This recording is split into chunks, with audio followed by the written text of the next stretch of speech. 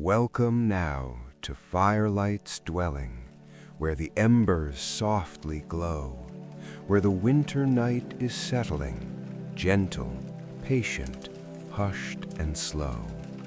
Here beneath the ancient ceiling, timbers dark with age and smoke, rest is yours for quiet feeling, nothing here will startle, poke. Stories wait like snow descended, soft upon the sleeping ground, old and tender, never ended, wrapped in peace without a sound. No one hurries, no one hastens. Lean back now and close your eyes. Let the night become your haven. Let the whispered verses rise. Pine trees hold the darkening twilight. Mountains guard the frozen streams. Here we gather in the firelight, drifting into northern dreams. You may listen, you may wander, you may slip away to sleep. Every tale I offer yonder waits for you and waits to keep. Nothing sudden here will find you, nothing harsh will break the spell. Only warmth of words behind you, only stories soft and well. Rest now, friend, the night is patient. Seasons turn, but do not press. And if sleep becomes your haven, that's the gift I hope to bless. If these stories bring you comfort, if you'd like to stay and rest, you might follow gently later, but for now, just be my guest.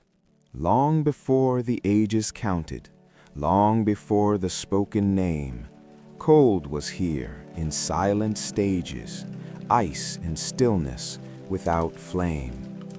Forests rose in patient waiting, pine and birch beneath the snow. Mountains stood in contemplating, nothing rushed and nothing glowed. Winter laid its hand on valleys, dusk descended slow and wide. Rivers sleeping in their alleys, frozen, quiet, still inside. Wind moved soft across the highlands, barely stirring, barely there, carrying the breath of silence over stone and icy air. This is where the stories gathered, here beneath the northern sky, where the fire crackled, weathered, where the darkness learned to lie. Soft and gentle over ridges, soft and deep without an end, where the night built all its bridges, where the cold became a friend. Time was different in those places, measured not in days or years, but in snowfall's gentle graces, frost on stone and frozen tears. Seasons turned like sleeping creatures, slow and wrapped in furs of white. Years had soft and distant features, one long dusk, one patient night. People sat by fire's ember, wrapped in wool and sheepskin warm, telling what they'd heard, remember, tales to shelter from the storm. Not for glory, not for teaching, just to pass the hours along, just for comfort, just for reaching through the dark with gentle song. Stories here are not for hurry, not for conquest, not for fight. They are the warmth against the flurry, they are the glow against the night. Let them settle soft around you, let them drift like falling snow. Let the quiet voices found you, let the ancient rhythms flow. Imagine now the wooden longhouse, smoke ascending through the beams, pelts of deer and bear and grouse hung on walls like woven dreams.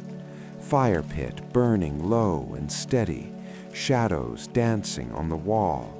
Everyone is warm and ready, listening as the voices call.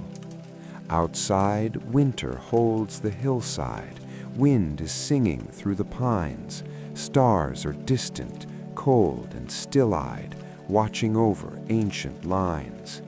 Inside, breath is rising and falling, warmth is spreading slow and sure, and the stories gently calling promise rest and nothing more.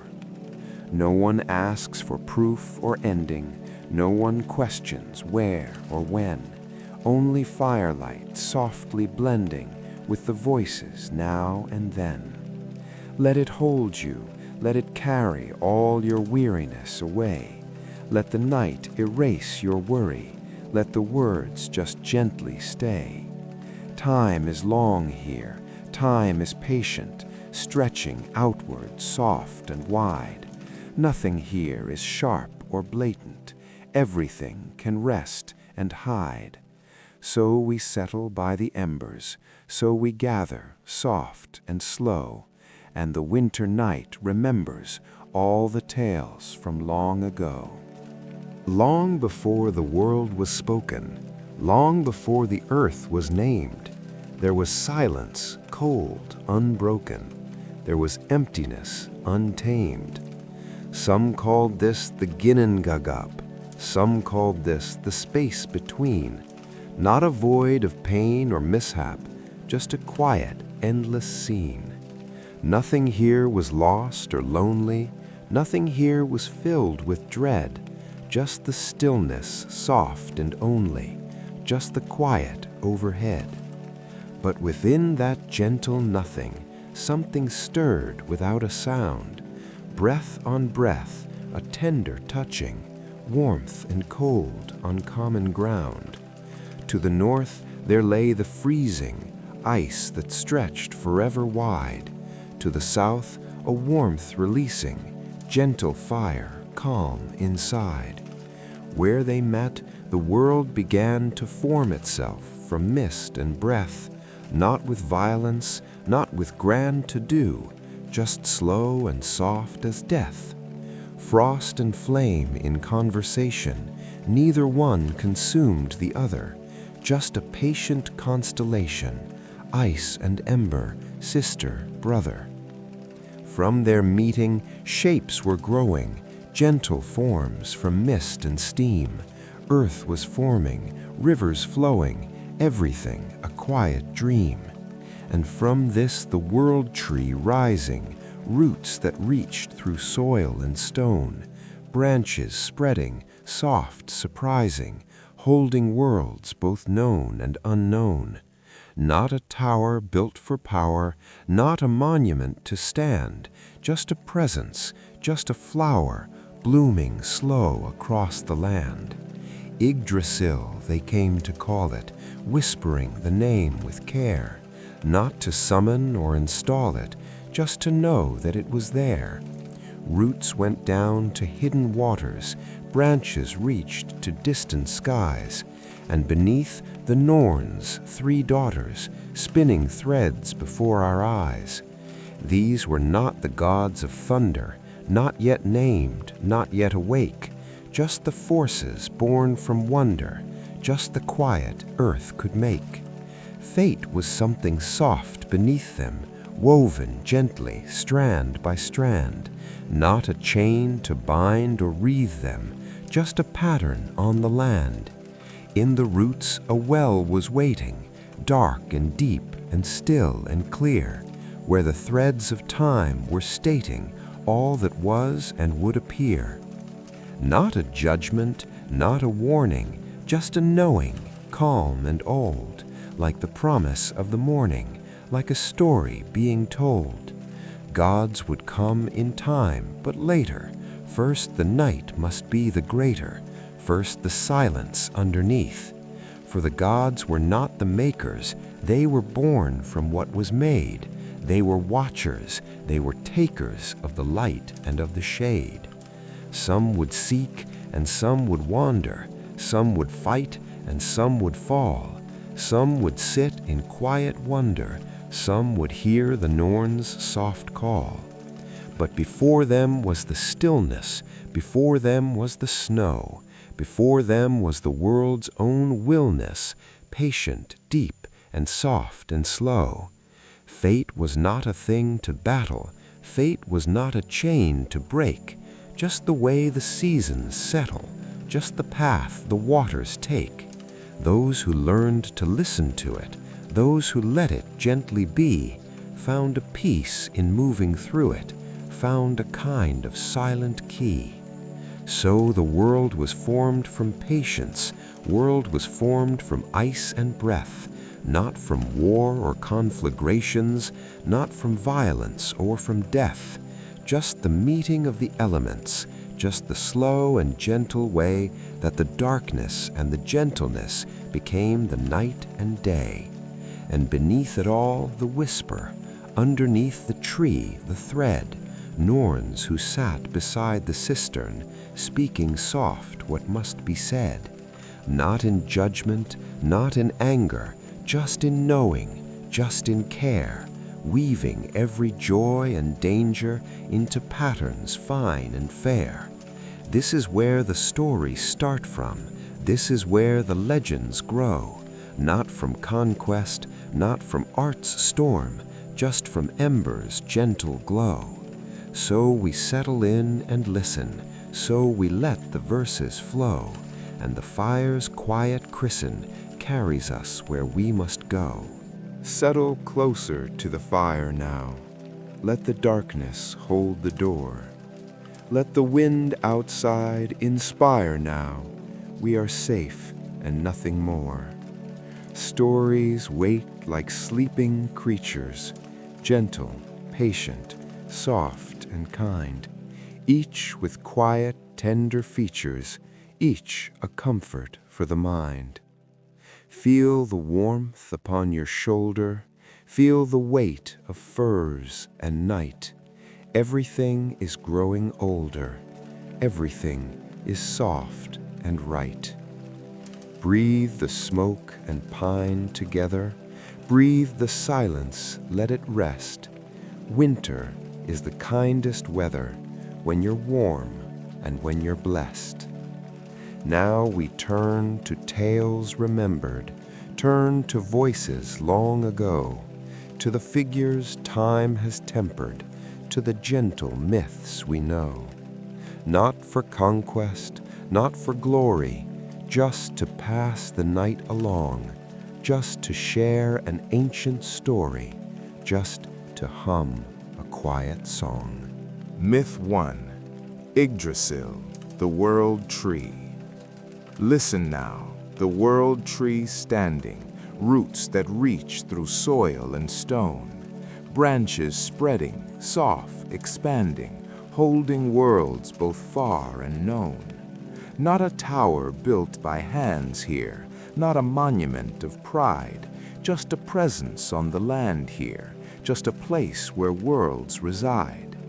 Yggdrasil, they call it softly, whispering the name with care, not to summon something loftly, just to know that it is there.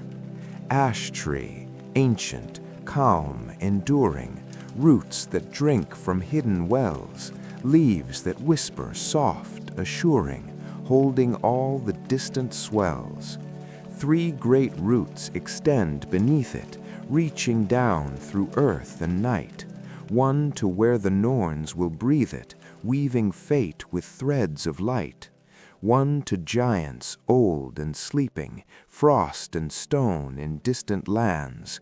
One to mortals, softly keeping promises in careful hands.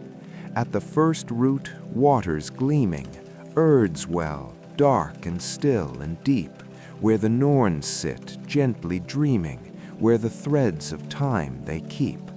3 pale sisters as old as sorrow, old as joy and old as birth, spinning today and tomorrow into patterns of the earth. Urd, the eldest, speaks of ages, speaks of all that's come before. Verdandi turns the present pages, speaks of now and nothing more. Skuld, the youngest, whispers futures, soft suggestions, not commands, weaving all the gentle sutures that connect the distant lands. They don't force and they don't hurry, they don't bind or break or bend, they just sit without a worry, spinning, singing to the end. Every thread a life, a story, every strand a choice, a breath. Nothing here is purgatory, nothing here is final death. Just the pattern soft emerging, just the way the rivers run, just the way the light is surging when the darkness meets the sun. And the tree holds all this gently, holds the worlds in silent care, watching over ever scently, rooted deep and reaching there. In its branches creatures settle, eagle perched upon the crown, watching over vale and metal, watching cities, watching town. And a squirrel quick and clever, running up and running down, carrying the whispers ever from the roots to sky's renown. 4 stags wander through the branches, nibbling leaves with careful grace, taking what the tree advances, keeping slow and steady pace. Dragon gnaws beneath the root tips, dark and patient, old and wise, not with malice on its blue lips, just with ancient knowing eyes. Everything in balance turning, everything in quiet flow, nothing burning, nothing yearning, just the way the patterns go. And the tree just stands there, breathing, holding all the worlds in place, neither grieving nor bequeathing, just existing, full of grace. 9 worlds hang upon its timber, some are bright and some are cold, some remember, some dismember memories of the days of old. Asgard, where the gods are dwelling, Midgard, where the mortals live, Jotunheim, where giants yelling, echoes soft and they forgive. Other realms in mist and shadow, other places far and strange, elves in light on hill and meadow, dwarves in stone where echoes range. All of them connected, woven into branches, into roots, all of them protected, chosen by the tree that gently suits.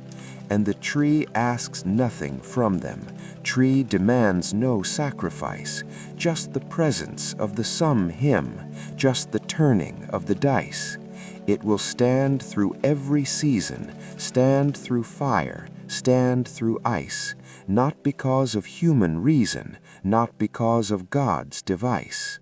Just because it is the center, just because it always was, just because the worlds may enter into peace, because. It's the axis, it's the knowing, it's the stillness in the storm. It's the place where light is glowing, gentle, patient, deep and warm. When the winds blow cold and bitter, when the worlds are full of strife, still the world tree doesn't twitter, doesn't tremble, holds all life. And the Norns beneath keep weaving, and the eagle watches far, and the squirrel keeps retrieving messages from root to star. Ratatosk is his name, the squirrel, messenger between the height and the depth where dragons twirl. He carries words through day and night. From the eagle to the dragon, from the crown down to the root, messages both sharp and dragon, whispers harsh and whispers mute. Some say he spreads discord gently, some say he just passes news, but he runs there ever scently, neither judging whose or whose. Just the messenger between them, just the one who climbs and falls, just the connection intervenes them, answering both of their calls. Eagle sits with vision sweeping, watching all the 9 worlds turn, seeing everything and keeping wisdom that the realms must learn. Dragon down below lies waiting, ancient, patient, dark and deep, gnawing roots in contemplating, neither waking, neither sleep. And between them runs the squirrel, carrying the words they speak, neither stopping in a whirl, always moving, always quick. This is balance. This is tension. This is how the tree maintains all the worlds in soft suspension, all the losses, all the gains. 4 great stags move through the branches, Dan, Dvalin, Dunair, Durathror, ancient names from ancient ranches, eating leaves forevermore. They consume the tree, but gently, just enough to keep it new, just enough to shape it scently, helping growth to see it through. For the tree must keep on changing, tree must grow, and tree must give, always shifting, rearranging. This is how all things must live. Nothing static, nothing frozen, everything in gentle flow. Even what the Norns have chosen shifts like rivers, soft and slow. At the second root there's dwelling, giants old as ice and stone. In their realm they sit, not yelling, just existing, just alone. Frost and mountain, cave and glacier, ancient beings, tall and grim, not as enemies or razors, just as part of the world's whim. They remember how the world was, formed from fire and from ice. They remember all the old wars, all the rolling of the dice. But they're quiet now and patient, sitting in their frozen land, waiting for what time makes latent, waiting with their massive hands. At the third root there are mortals, living, dying, loving, lost, building homes with wooden portals, paying winter's bitter cost. They don't know about the tree trunk, don't see branches overhead. They just live until they're shrunk, until they join the quiet dead. But the tree still holds them gently, holds their world in its embrace, watching over ever scently, keeping them in their small space. Every birth and every passing, every joy and every tear, held within the tree's amassing of the years and years and years. And above, in bright Asgard dwelling, gods who think they rule the sky, not quite knowing or foretelling that the tree will never die. They may fall and they may falter, they may rage and they may rest, but the tree will never alter from its purpose or its quest. Just to stand and just to hold things, just to be the steady core, just to weather all the cold things, all the heat and so much more. It doesn't need their recognition, doesn't need their prayer or praise, just continues its quiet mission through the nights and through the days. Sometimes dew falls from its branches, gentle moisture, sweet and clear, and the bees take all their chances, making honey through the year. This is called the honey dew fall, gift of tree to those below, sweetness from the tree's renewal, gentle gift of ebb and flow. Sometimes leaves fall, gold and glowing, sometimes bark sheds, old and worn, but the tree keeps ever growing, always dying, always born. This is how the world continues, this is how the pattern weaves, death and life in gentle venues, falling bark and falling leaves. And the Norns keep gently tending, watering the roots with care, drawing from the well and sending moisture upward through the air. This is how they serve the tree here, this is how they give their love, not with worship, just to see here everything they're dreaming of. For the tree is all existence, tree is everything that is, tree is silence, tree is distance, tree is sorrow, tree is bliss.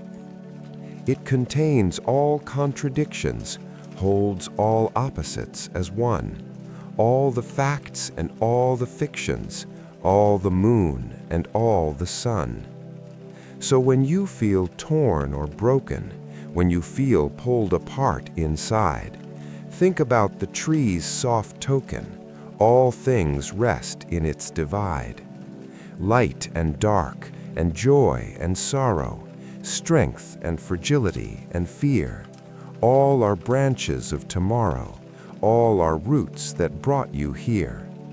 You don't need to reconcile them, don't need to make them all agree.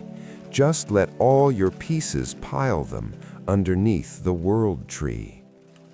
It will hold your contradictions, it will bear your every weight. It will carry all your fictions into something soft and straight. So the tree stands, so it holds us, so it carries all our weight, so its presence gently molds us into threads the Norns create. Not a savior, not a symbol, just a truth that's soft and clear. Everything is held in nimble balance.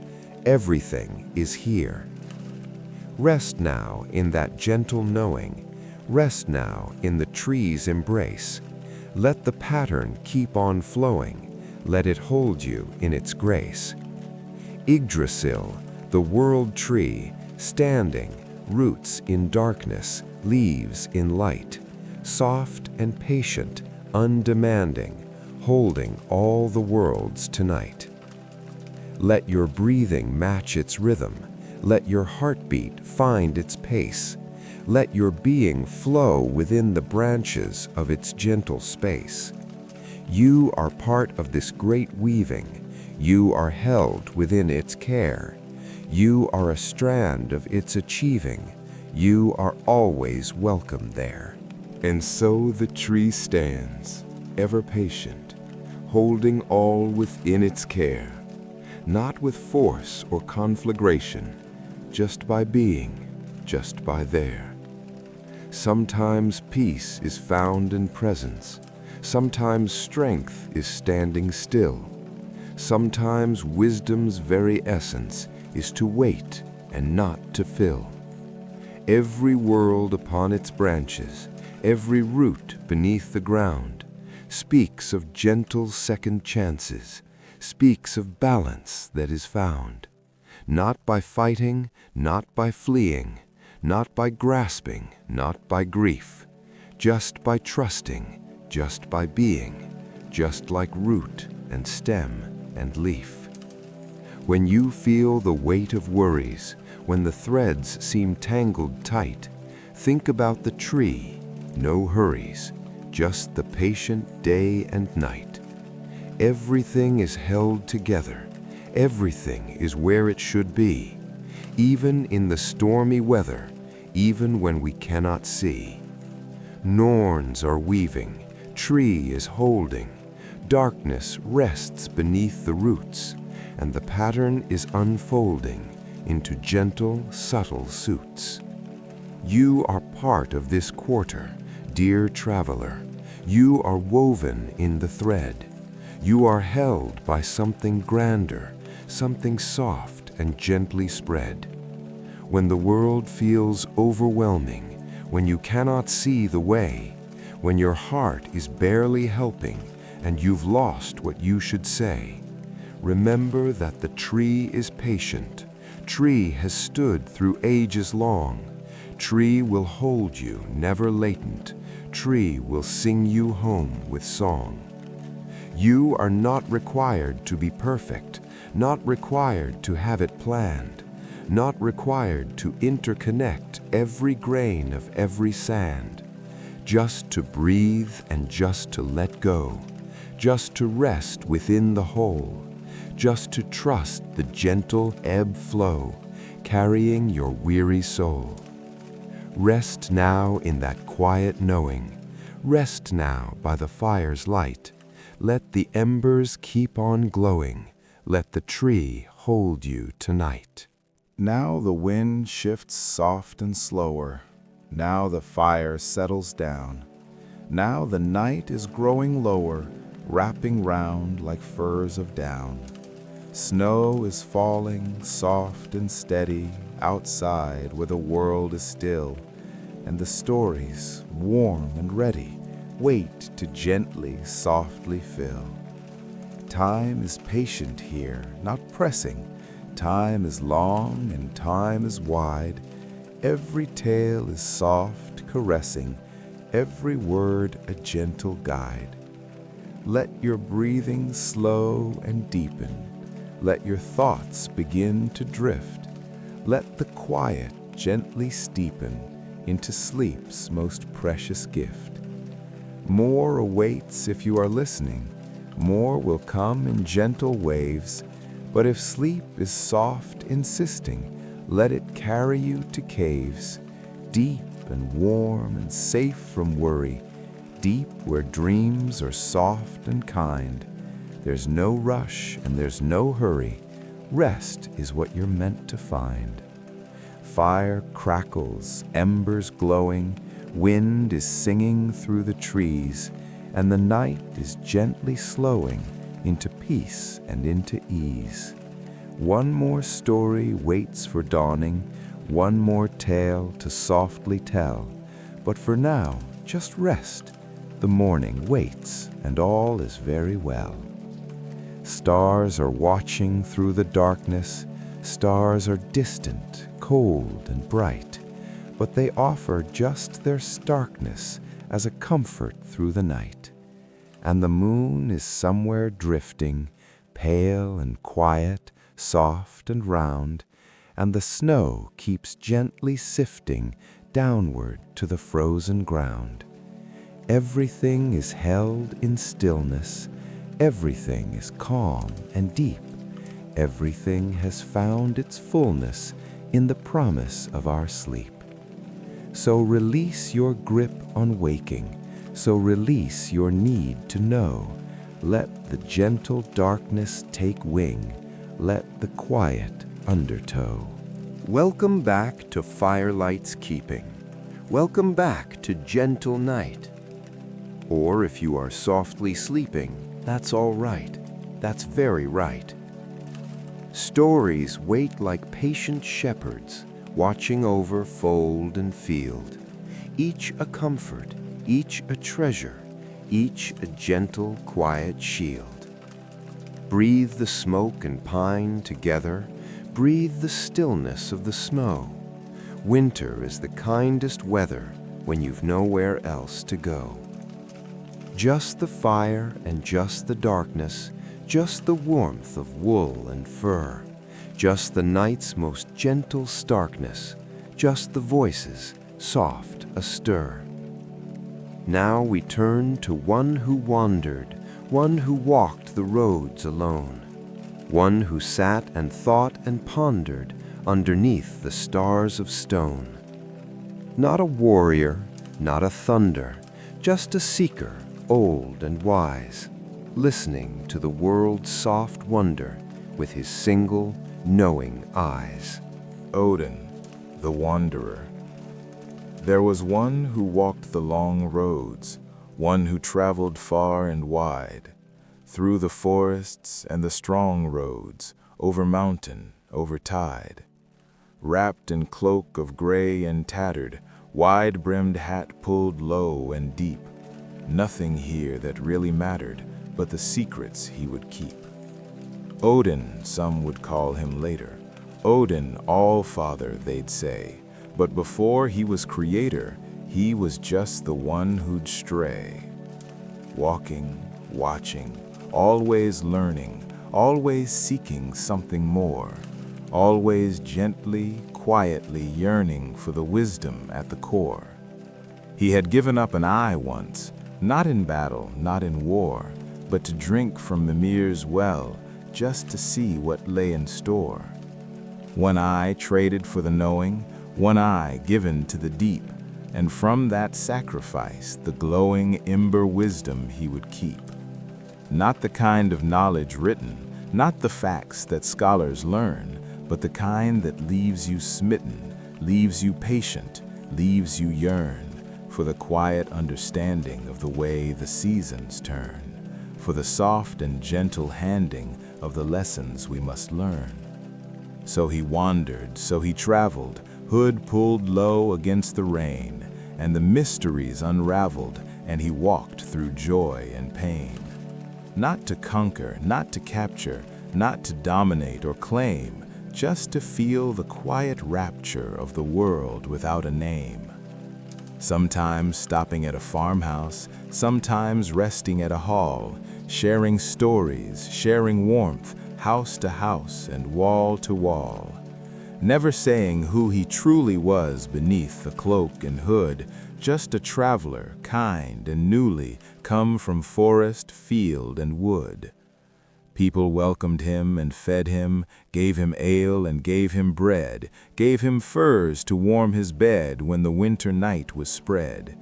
And in turn he gave them stories, gave them wisdom, gave them song, gave them gentle allegories to help them move along. For he knew that every person carried burdens, carried weight, and that wisdom's greatest purpose was to help them navigate through the darkness, through the sorrow, through the fear of what's to come, toward the promise of tomorrow, toward the quiet, toward the home. Once he hung upon the world tree, hung from 9 long nights and days, spear wound in his side, though worthy, seeking still the hidden ways. Not as punishment or torture, not as sacrifice for sin, just to learn what lay in store, sure, just to let the knowing in. Hanging there without a struggle, hanging patient, hanging still, letting hunger, thirst, and trouble teach him softly as they will. And at last the runes revealed themselves, the patterns clear and bright, symbols carved in ancient elm stems, holding wisdom, holding light. Not to use them, not to wield them like a weapon or a spell, just to read them, just to yield them to the stories they would tell. Every rune a kind of letter, every shape a kind of song, speaking of the world, the wetter clay from which we all belong. Fehu for the wealth that flows through, cattle, gold, and grain and gift. Urus for the strength we grow through, primal power, patient shift. Thurisas for the ancient thunder, ancient force that breaks and builds. Ansus for the voice to ponder, Odin's whisper through the fields. Rido for the road, the journey, wagon rolling, path unfurled. Kenaz for the torch we carry, fire lighting up the world. Gabo for the gift exchange here, giving, taking, balanced weight. Wunjo for the joy that's strange here, happiness despite our fate. He learned each one in patient turning, turning inward, turning deep. Each symbol like a quiet burning ember that he'd always keep. Not as power over others, not as way to rule or reign, just as understanding, brothers, just as way to ease the pain. After that, he kept on walking, kept on seeking, kept on free, never stopping, always talking to the earth, the stone, the tree. He would sit with giants, learning secrets of the frost and stone. He would walk with mortals, yearning just to never be alone. For he knew that true wisdom wasn't found in being high, wasn't found in grand division of the earth and sea and sky. It was found in conversation, found in listening with care, found in patient observation of the life that's everywhere. Once he came upon a farmer working late into the dusk, plowing frozen earth with labor, turning over ice and husk. Odin stopped and stood there watching, said no word and made no sound, just observed the man's dispatching of the plow across the ground. When at last the farmer noticed the old wanderer standing near, he straightened up, wiped dirt and ashes, said, "Old man, What brings you here?" Odin smiled beneath his hood, slow, and said, "I came to see what a man who does what's good knows. Teach your wisdom unto me." The farmer laughed, a sound like winter across an empty field. "Wisdom? I'm just a tiller, bending earth until she'll yield. I don't know the songs of sages, don't know magic, don't know lore, just know how to work through ages, turning soil forevermore." But Odin shook his head and settled on a nearby stone to rest, said, "The greatest wisdom's peddled by the ones who work, not jest. Tell me, friend, what have you learned here, turning earth year after year? What is true that you've discerned here? What makes winter seem less drear?" The farmer thought and leaned on plow staff, looked across the darkening land, finally spoke, his voice a slow wrath. "Nothing grows without your hand. Nothing comes from simply wishing. Nothing comes from prayer alone. You must work, however punishing, turn the earth and break the stone. But the earth will meet you halfway, if you're patient, if you're true. If you listen to what she'd say, she will teach you what to do. Don't force crops where they can't flourish. Don't plant grain in rocky soil. Work with what the land will nourish, and you'll find reward in toil. And the seasons have their rhythm. You can't rush and you can't fight. You must move and work with them. Plant in spring and rest in night. Everything has its own timing. Everything must have its space. Trying to force is not the prime thing. Patience is the better grace." Odin listened, nodded slowly, rose and thanked the farmer kind, walked away and thought on wholly everything the man opined. For he saw that wisdom's treasure wasn't just in God's great halls, but in every simple measure, in the work that life enthralls. So he wandered through the seasons, through the snow and through the sun, not for conquest, not for reasons of a battle to be won, just to understand the weaving, just to see the patterns clear, just to practice the believing that the truth is always near. Sometimes ravens flew beside him, thought and memory their names, flying out across the wide hymn of the world, the lands, the claims. They would bring him back their sightings, bring him news from far and wide, all the small and gentle lightings of the truth that people hide. Hugin was the one called Thought, swift, flying far to see what's new, bringing back what Odin sought. Every morning back he flew. Munin was called Memory's Keeper, flying slower, looking back, bringing what lay buried deeper, keeping Odin on his track. Not to judge them, not to scold them, not to punish them or to shame, just to know them, just to hold them in his heart without a blame. For he understood that living was a tangled, complex thing, and that wisdom's greatest giving was the peace that it could bring.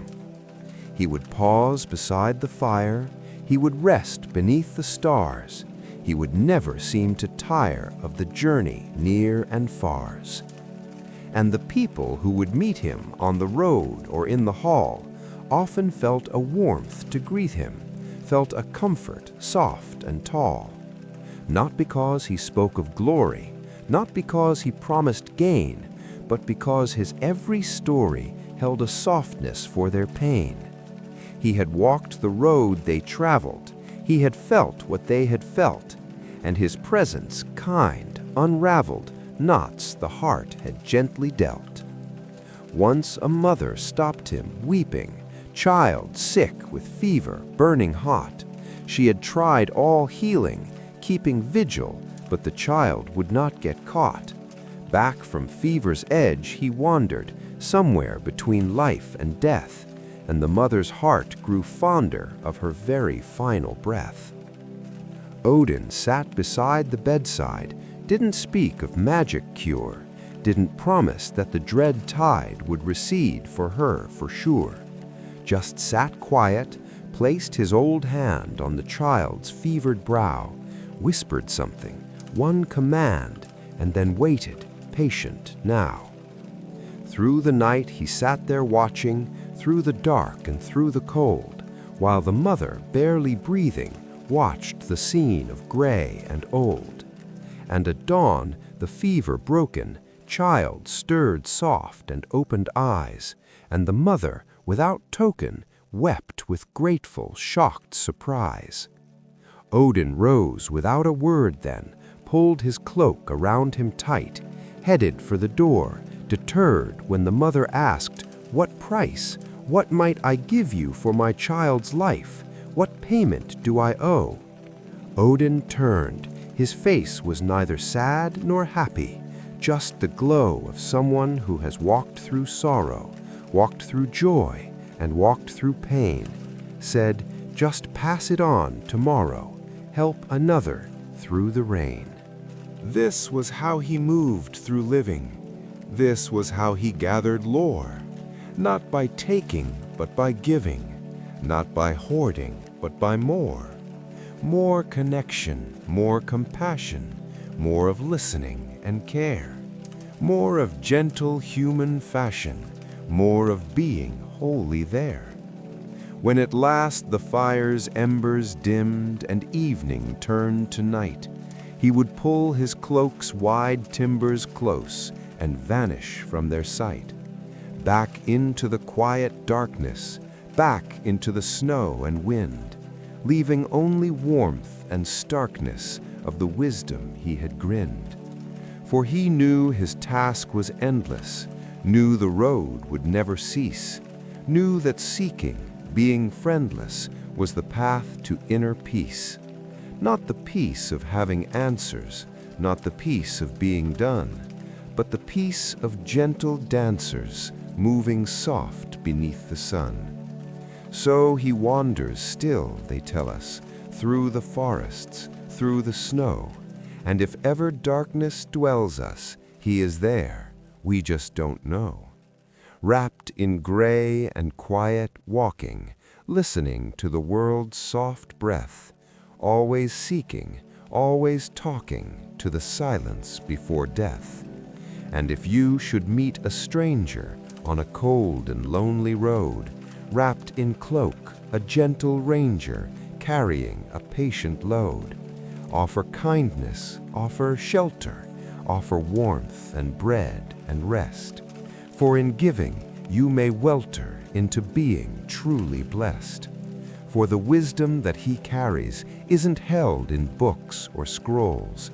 It's the kind that softly tarries in the kindness between souls. It's the warmth of conversation. It's the listening with care. It's the patient observation that there's magic everywhere. Every person is a teacher. Every road a chance to learn. Every moment is a feature of the wisdom that we yearn. Not in taking, but in giving. Not in holding, but release. This is how we find true living. This is how we find our peace. So remember Odin wandering.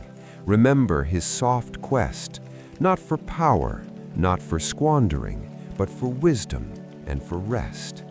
In the seeking is the finding. In the journey is the home. In the gentle, soft unbinding, we are never quite alone. And so the wanderer keeps walking, keeps on seeking what is true, not through fighting, not through talking loudly, just by seeing through.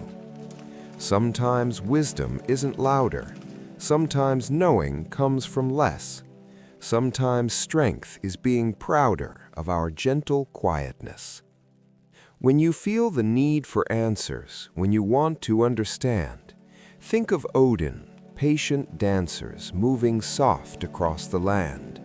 Not in hurry, not in grasping, not in forcing things to be, just in walking, gently clasping to the mystery you see.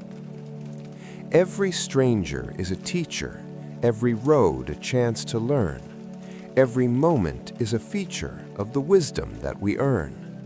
Not by taking, not by keeping, but by listening with care.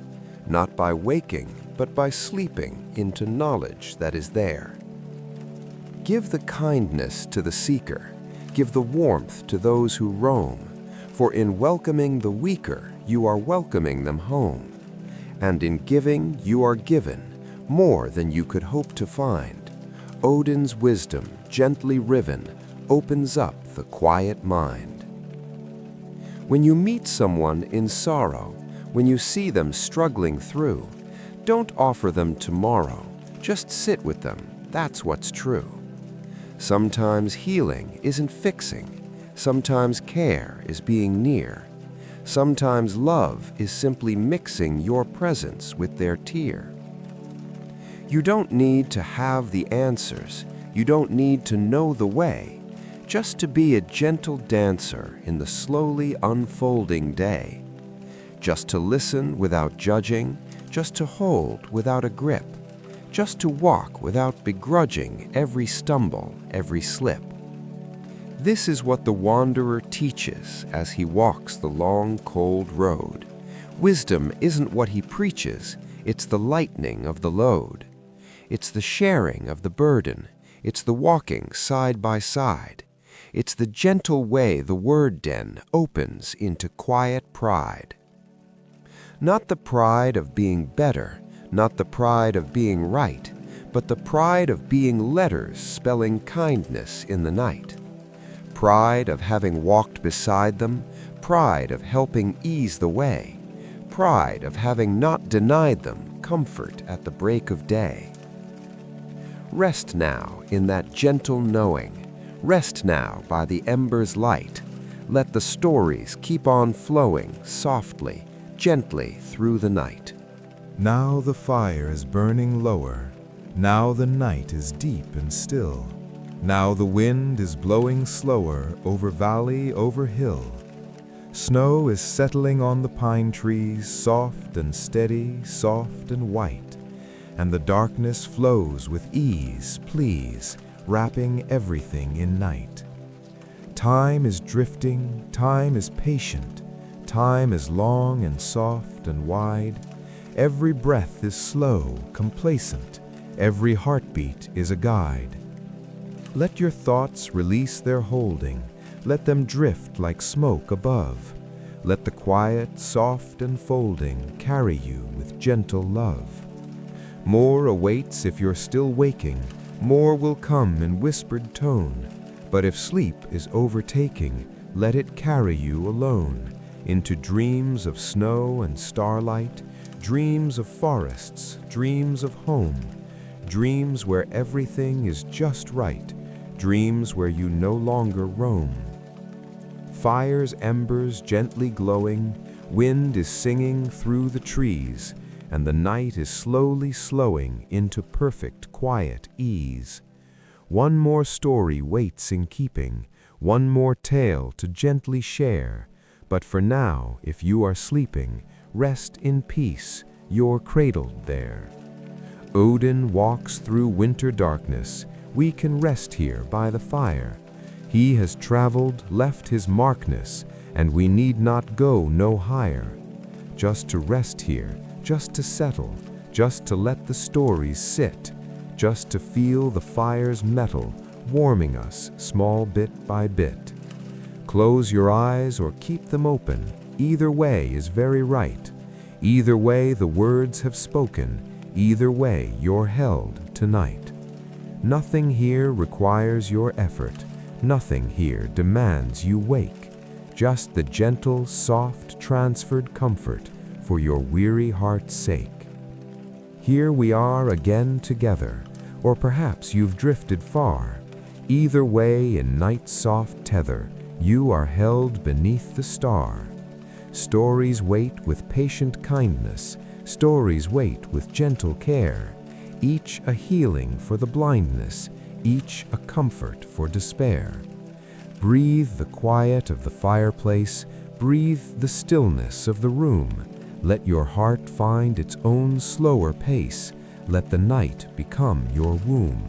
Safe and warm and dark and gentle, nothing here will cause you harm, nothing sharp and nothing mental, only soft and only calm.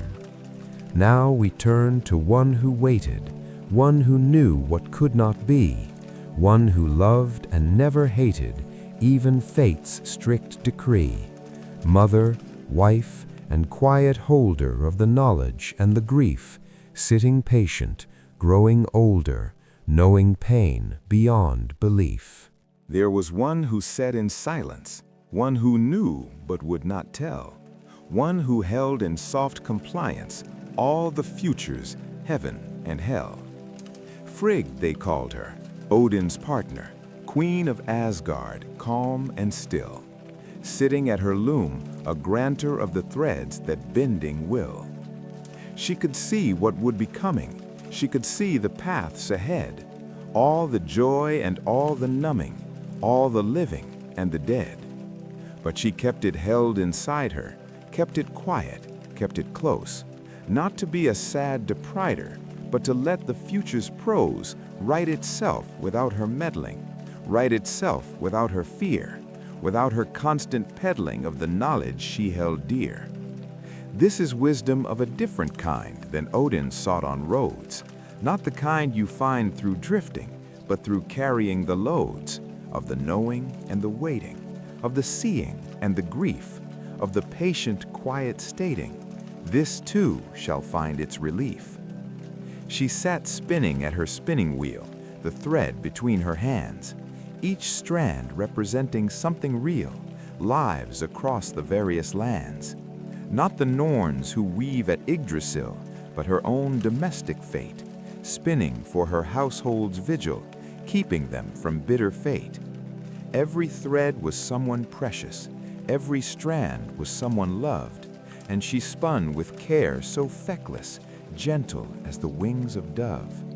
She could see in every fiber where the thread might break or fray, where the weaving might subscribe her to an ending, to a day, when the thread would stop its spinning, when the life would gently cease, and she worked to keep them winning just a little longer peace.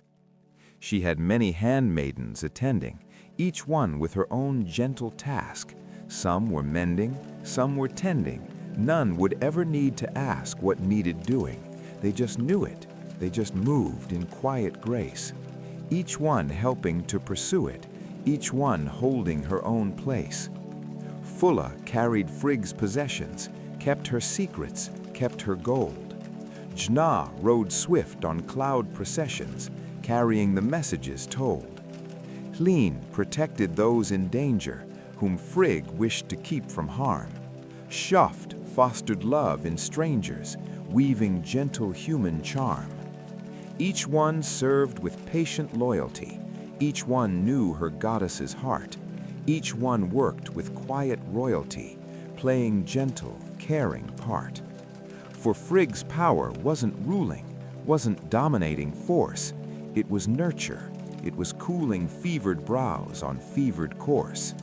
She knew everything but told no one, she could see but would not speak, for she understood that wisdom wasn't making others run from the future or toward it, just letting life be what it seek. Sometimes knowing means you're silent, sometimes seeing means you're blind to the need to share what's violent with another's peaceful mind. One time Odin asked her plainly, "What do you see coming near? What awaits us?" She said sanely, "Nothing you need yet to fear, and nothing I will tell you, husband. Let tomorrow come tomorrow. Let today be what compels you, not the weight of future sorrow." Odin pressed, "But if you know it, if you see what lies ahead, shouldn't we prepare? So show it." But she only shook her head. Some things can't be stopped by knowing. Some things only gain more weight when you see them clearly growing. Better to just trust in fate, Live today with all your being. Live this moment bright and true. Tomorrow has its own way of freeing what you're meant to do. I have seen too many wither under weight of what's to come. Better to let future slither into place without the sum of all the worry, all the planning, all the trying to prepare.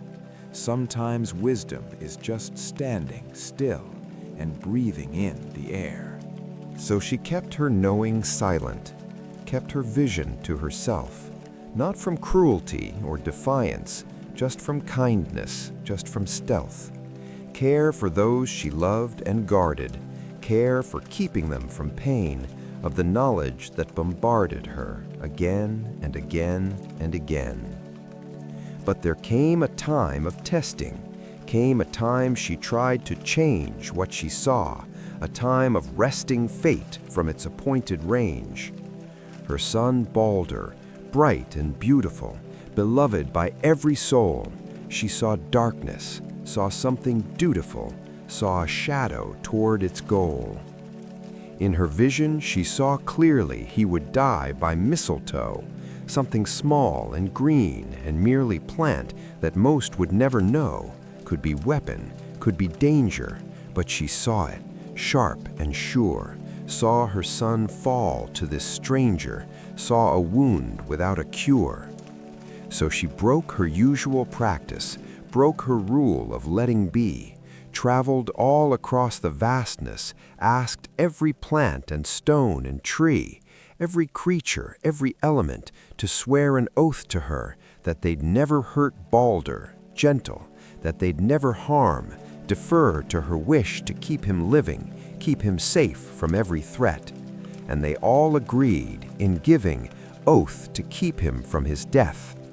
Every stone swore, every flower, every beast and every blade, every force with any power, promised they would not invade Baldr's safety. They would love him, they would keep him always well. Only one small thing above them did she forget, couldn't tell, would have mattered. Mistletoe, so young and small and seeming weak, growing west of Valhall's hallowed hall, barely worth the time to seek. She thought, this couldn't hurt him, this is just a tender shoot, too young to take an oath from, too gentle to bear lethal fruit. So she passed it by, unseeing its eventual bitter roll, passed it by, not foreseeing it would take her son's bright soul.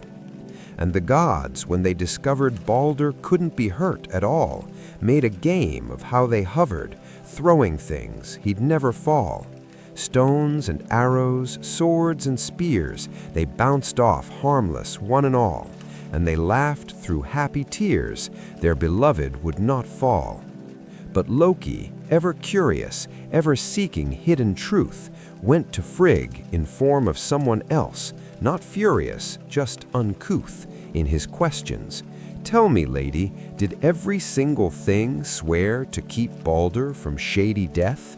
And she, not seeing danger in the question, answered, yes, all but mistletoe, growing west, but that's no weapon, far too young and weak to throw.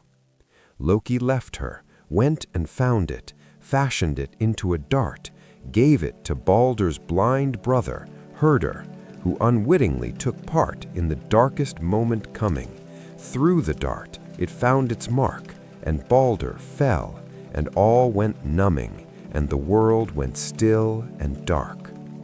Frigg's scream shattered through Asgard, shattered through the very sky, for she knew that she had sparked it, she had let her son to die by trying to prevent it, by trying to control what she'd always known was fated.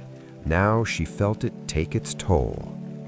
This is what she'd always avoided, this is why she'd held her tongue, for in trying to have guided fate, she'd let her dear son be stung by the very thing she'd seen. By trying to change the course, she had helped to make it be, had given it its force.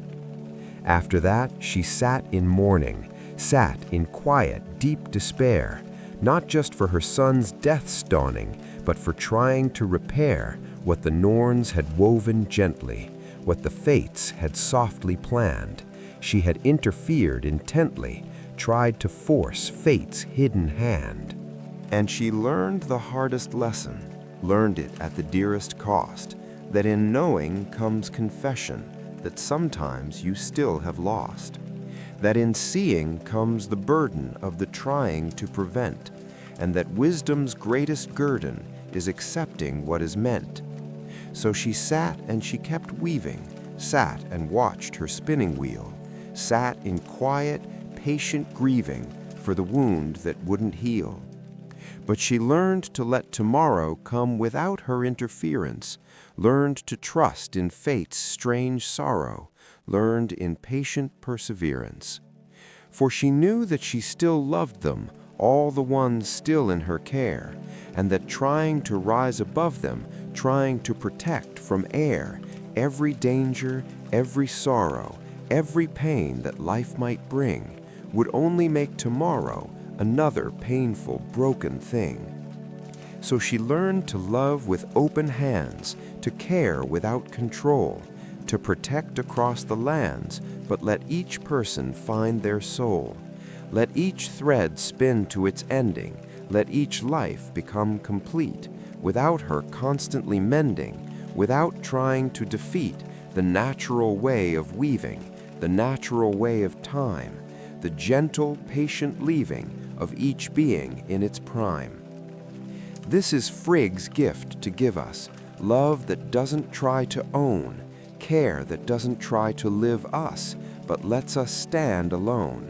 She'll watch and she will worry, she will hope and she will pray, but she won't rush and she won't hurry, won't try to force our way. She knows that sometimes loving means you watch from afar, means you trust in their becoming whoever they meant to are, means you hold them when they're weeping, means you're there when they return, but you let them do their keeping of the lessons they must learn. This is mothering at deepest, this is caring at its best, this is how the wisest keeps us while still letting us to quest. She is there but doesn't smother, she protects but doesn't cage, she's the perfect, gentle mother, wise in every age.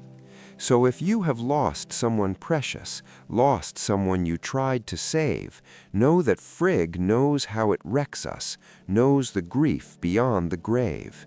She sits with you in your mourning, sits with you in your regret. She knows well the painful scorning of the things you can't forget. But she also knows that loving means sometimes you have to bear the weight of simply moving through the world without the care to control or to prevent it, to shape or to arrange. Sometimes love means you consent it, means you let the seasons change.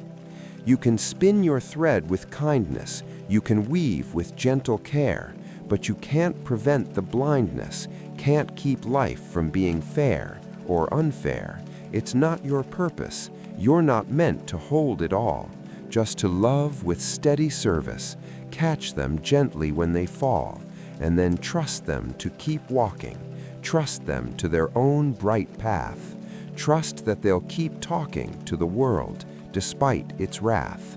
And so Frigg sits in her spinning, knowing what she cannot change, loving through the loss and winning, loving through the bitter range of emotions that come flowing when you care with all your heart, when you keep on just going, even when you fall apart.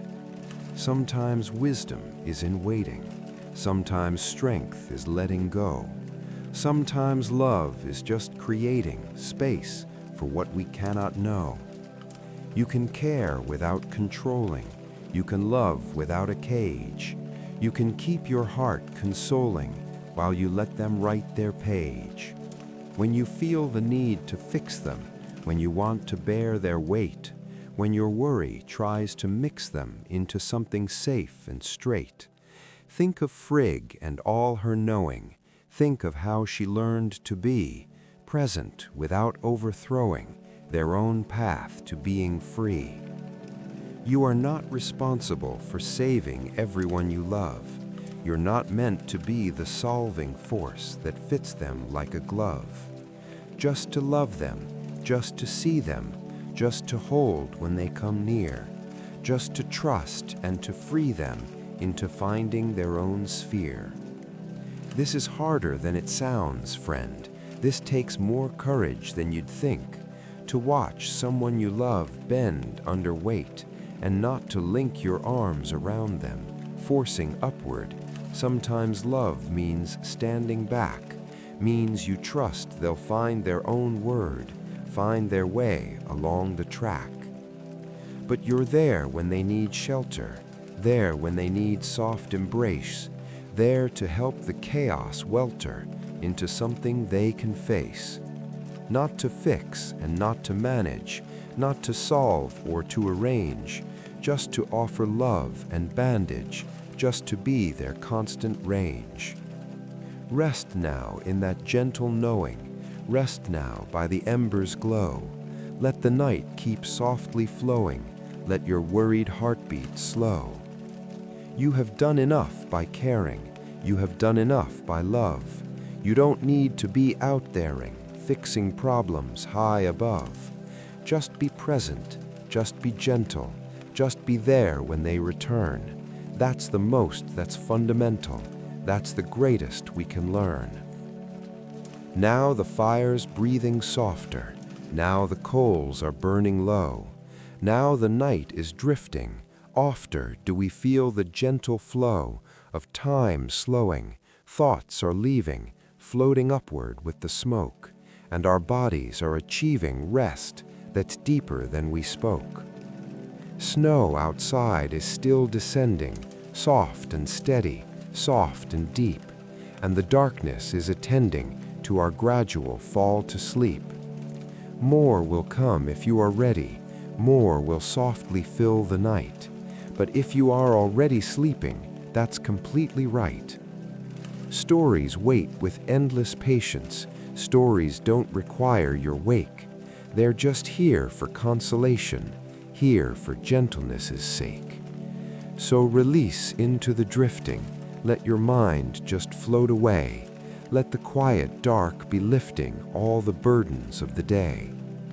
Frigg is spinning at her loom still, weaving threads with gentle care, and the world is soft and roomful of the peace that's everywhere.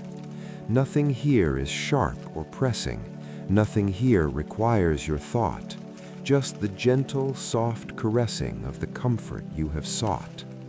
One more figure waits for greeting, one more story soft and slow, but the night is so completing, you don't need to stay, you know. Sleep is good and sleep is welcome, sleep is rest and sleep is peace. Let it take you to its bell come, let it offer you release. Still here by the fire's keeping? Still awake to hear one more? Or are you softly sleeping, drifting to some distant shore? Either way is fine and fitting, either way is very well. Stories wait while you are sitting, stories wait while you're in sleep's spell. Breathe the quiet smoke and embers, breathe the stillness of this space. Feel how night itself remembers how to hold you in its grace.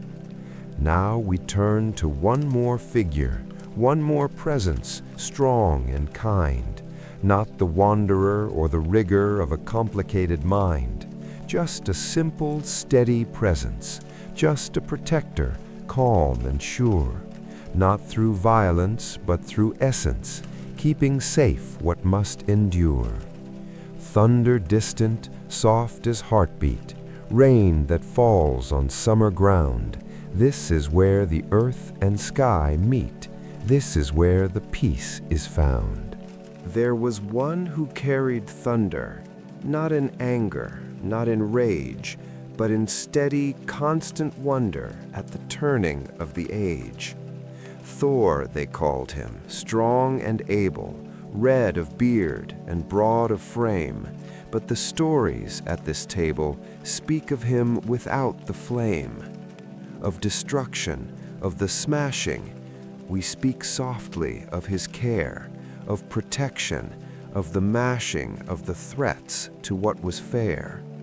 He carried Mjolnir, hammer heavy, forged by dwarves in mountain deep, not to conquer, never ready to destroy or make worlds weep, but to guard and to protect them, all the vulnerable and small, to deflect and to reject what might threaten, might befall those who couldn't guard themselves here, those who needed his strong arm.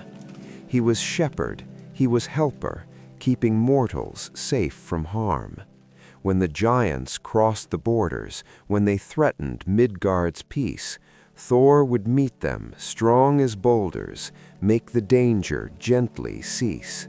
Not with cruelty, not with hatred, not with violence just because, but with strength that was well weighted, strength that served a noble cause. He would stand between the farmers and the frost that came too soon, stand between the world and harmers, underneath the watching moon. And his thunder wasn't menace, wasn't meant to strike with fear. It was promise, it was denizen of safety drawing near.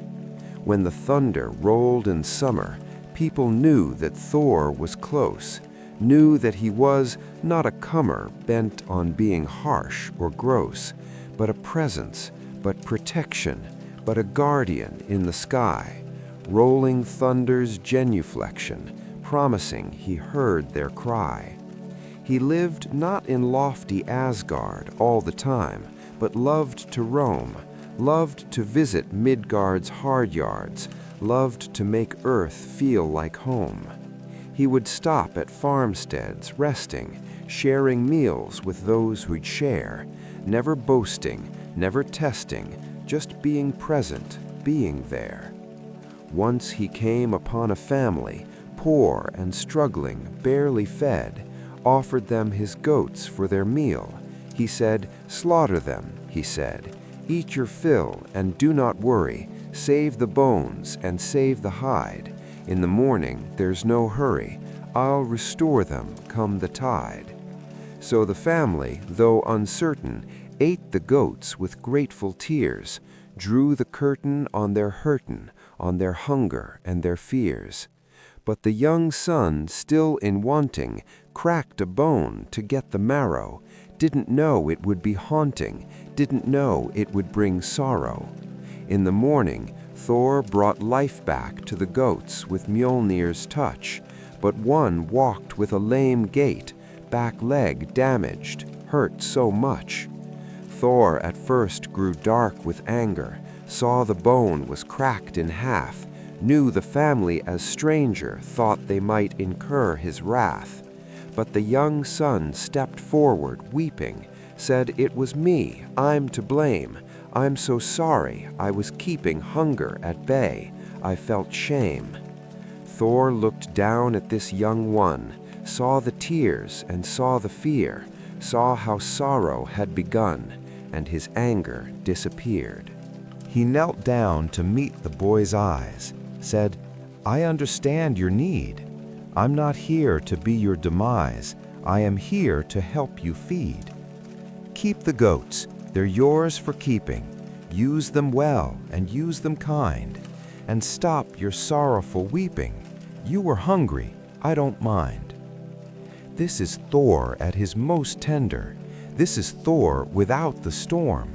Not a warrior to defend her, but a presence, strong and warm. He could have raged and he could have punished, he could have made them pay, but instead his anger vanished and he simply walked away, leaving them with more than they'd had, leaving them with hope and grace, leaving them no longer sad, but with smiles upon their face. He traveled with a human. Thialfi was the young man's name, the boy who'd cracked the bone in, who had caused the goat its lame. Thor asked if he'd like to follow, see the world beyond his farm, and the boy, though feeling hollow, said yes, saw no coming harm. So they walked the world together, giant strong god and mortal boy, through the stormy, changing weather, discovering life's quiet joy. Thialfi learned from Thor's example how to be both strong and kind, how to handle life's ample challenges without losing his mind. They encountered many dangers, many tests along their way, met with giants, met with strangers, saw the night and saw the day. But Thor always chose the option that protected those in need, always went for the adoption of the gentler path, the creed of service over dominance, of protection over pride, of gentle, quiet prominence, keeping others safe inside. Once they stayed in Giant's castle, huge and grand and vast and tall, met with tests and met with hassle, challenges for one and all. There was eating, Thor couldn't win it. There was running, Thialfi lost. There was drinking, couldn't finish, and each failure had its cost to their pride and to their ego. But the giant king revealed that the tests were all decoy, that the truth was more concealed. "You were drinking from the ocean," said the giant king with glee, "and you lowered it in motion, impressive as can be. You were racing against thought itself and wrestling against age. You were testing against stealth itself. No mortal could engage with such forces and come close to winning as you have this night.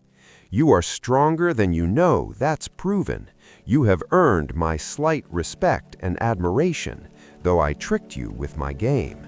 You've shown dedication, determination, you've earned your fame." But Thor didn't care for glory, didn't care for fame or praise.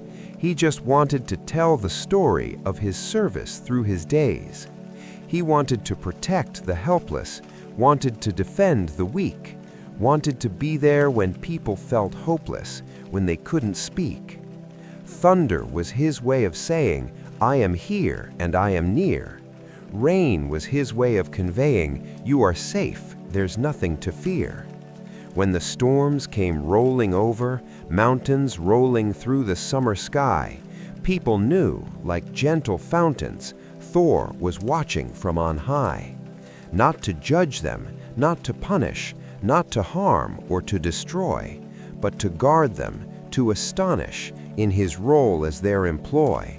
He worked for them, not above them. He served mortals with his might. He was there because he loved them, and he kept them through the night. He was married to Sif, golden-haired and beautiful and bright, and he loved her more than rife gold, loved her with his fullest might. When Loki cut her hair in sleeping, cut it all the way in jest, Thor was ready, anger seeping, but Sif asked him to rest, to let Loki make amendment, let him fix what he had broken, and Thor made the sentiment that violence was not the token of true strength, that real power was in choosing to be kind, even when you want to glower, even when your heart's not blind to the wrong and to the hurting, to the pain that's been inflicted, still to choose the non-asserting path, to not leave blood depicted. So Loki went to dwarven smithies, got them to create new hair, golden strands that moved like willows, beautiful beyond compare. And Sif wore it like a blessing, and Thor forgave the wrong, and they moved past the distressing into somewhere they belonged. This is Thor in softer telling. This is Thor without the battle. This is Thor in gentle dwelling, not the clash and not the rattle of the weapons and the warfare, of the fighting and the blood, but the quiet, simple care-fare, the protecting of the good. He was strength that chose not violence, strength that chose to guard and keep. He was thunder without tyrants. He was watchful without sleep. He was there when you were frightened, there when danger came too near. He was there when storms had brightened into safety, calm and clear. And when finally the evening came and Thor returned to his hall, he was happy just in being with his wife, and that was all. Not the glory, not the story, not the fame of battles won, just the simple, quiet quarry of the day that he had done his duty, done his service, done his part to keep things right, done his best without the nervous energy of endless fight. Rest now under Thor's protection, rest now in his watchful care, feel his gentle genuflection, feel his presence everywhere. When the thunder rolls in distance, when you hear the summer rain, no, it's not the thunder's insistence on bringing any pain, just a promise, just a comfort, just a whisper in the sky. I am here, and I will come for those who need me. Here am I. And so Thor watches, steady, constant, keeping guard throughout the night. Not with violence, not bombast, but with gentle, quiet might. Sometimes strength is not in fighting, sometimes power is in care. Sometimes being strong means righting wrongs without adding to despair. When you feel you need to prove yourself, to show how strong you are, think of Thor and how he'd move himself, not toward battle, toward a star of protection, toward the shielding of the ones who cannot fight, toward the gentle, soft unyielding of doing what is right. Strength is not in domination. Strength is not in being feared. Strength is in the consolation of the ones who've always feared. Strength is standing between danger and the ones who'd come to harm. Strength is being the gentle changer of the frightened into calm. You don't need to be the loudest. You don't need to prove your might. You can be among the proudest while still choosing to be light in your touch and in your presence, in your words and in your way, strong enough for acquiescence, strong enough to gently stay. When the world feels like it's storming, when you hear the thunder roll, when you feel the chaos warming, threatening to take its toll, think of Thor and his protection. Think of how he guards the weak. Think of his quiet genuflection. That's the strength we all should seek. Not to conquer, not to dominate, not to crush or to destroy, but to comfort, to eliminate fear, to bring peace and bring joy. To be present without violence, to be strong without the rage, to bring thunder into silence, to be steady through each age. Rest now under his protection. Rest now in his gentle might. Let the thunder be affection. Let it guard you through the night. Now the fire's almost sleeping. Now the embers glow so low, and the night is gently keeping watch over the falling snow. Time has softened. Time has slowed here. Everything is calm and still, and the darkness has bestowed here a peace that bends our will to surrender now, to release now, to let go of all our care, to find comfort and find peace now in the quiet everywhere. More will come, but it grows softer. More will whisper, not will shout, and the stories travel ofter into sleep and into out of consciousness, and that's perfect. That's exactly what we need. Not to stay alert, not hectic, just to rest and just to feed our tired souls with gentle stories, our weary hearts with care, not pursuing any glories, just existing, just aware of the warmth and of the safety, of the shelter from the cold, of how night becomes so shapely, wrapping round us, soft and old. One more myth, and then we're drifting into longer, deeper rest. One more tale, and then we're sifting into sleep that's softest, best. But for now, just breathe and settle. Let your body sink and stay. Let your thoughts lose all their metal. Let them gently float away. Thor's thunder distant, rolling, promising that all is well, and the night is soft, consoling, wrapping round us like a spell of protection, of safe keeping, of shelter warm and deep, and we're slowly, softly seeping into the embrace of sleep. The fire holds the night so gently. Snow is falling, soft and slow. Wind remembers all the stories. Rest now, friend, just let it go. The trees are sleeping under starlight. Nothing here requires your wake. Everything is calm and just right. Sleep now, sleep so softly. The night will hold you safe and deep. The mountains hold the world in quiet. Time is slow and time is wide. There's no need to fight it. Let the gentle darkness be your guide. The embers glow with patient softness. Nothing more is asked of you. Just this rest, this quiet loftness, just this peace to carry you. Sleep now, sleep so softly. The night will hold you safe and deep. Loki, the trickster, as change. There was one who couldn't settle, one who couldn't stay in place, one whose very presence would nettle those who wanted static grace. Loki was his name, the changer. Loki was the shifting wind, neither enemy nor stranger, neither villain nor close friend. He was chaos, he was question, he was why and what if so.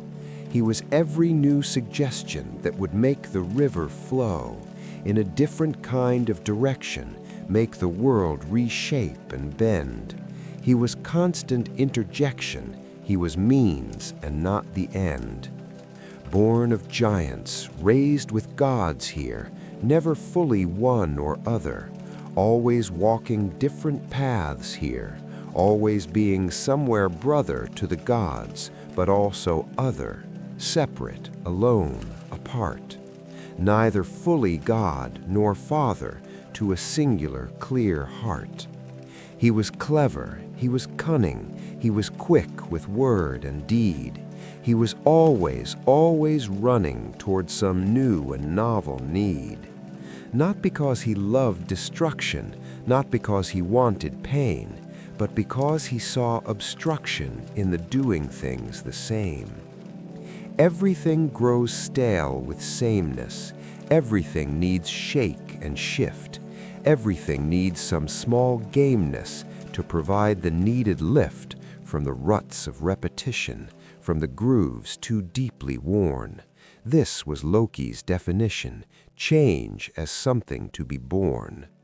Sometimes his tricks were harmless, sometimes they were just for fun, making gods look slightly armless in their dignity he'd run.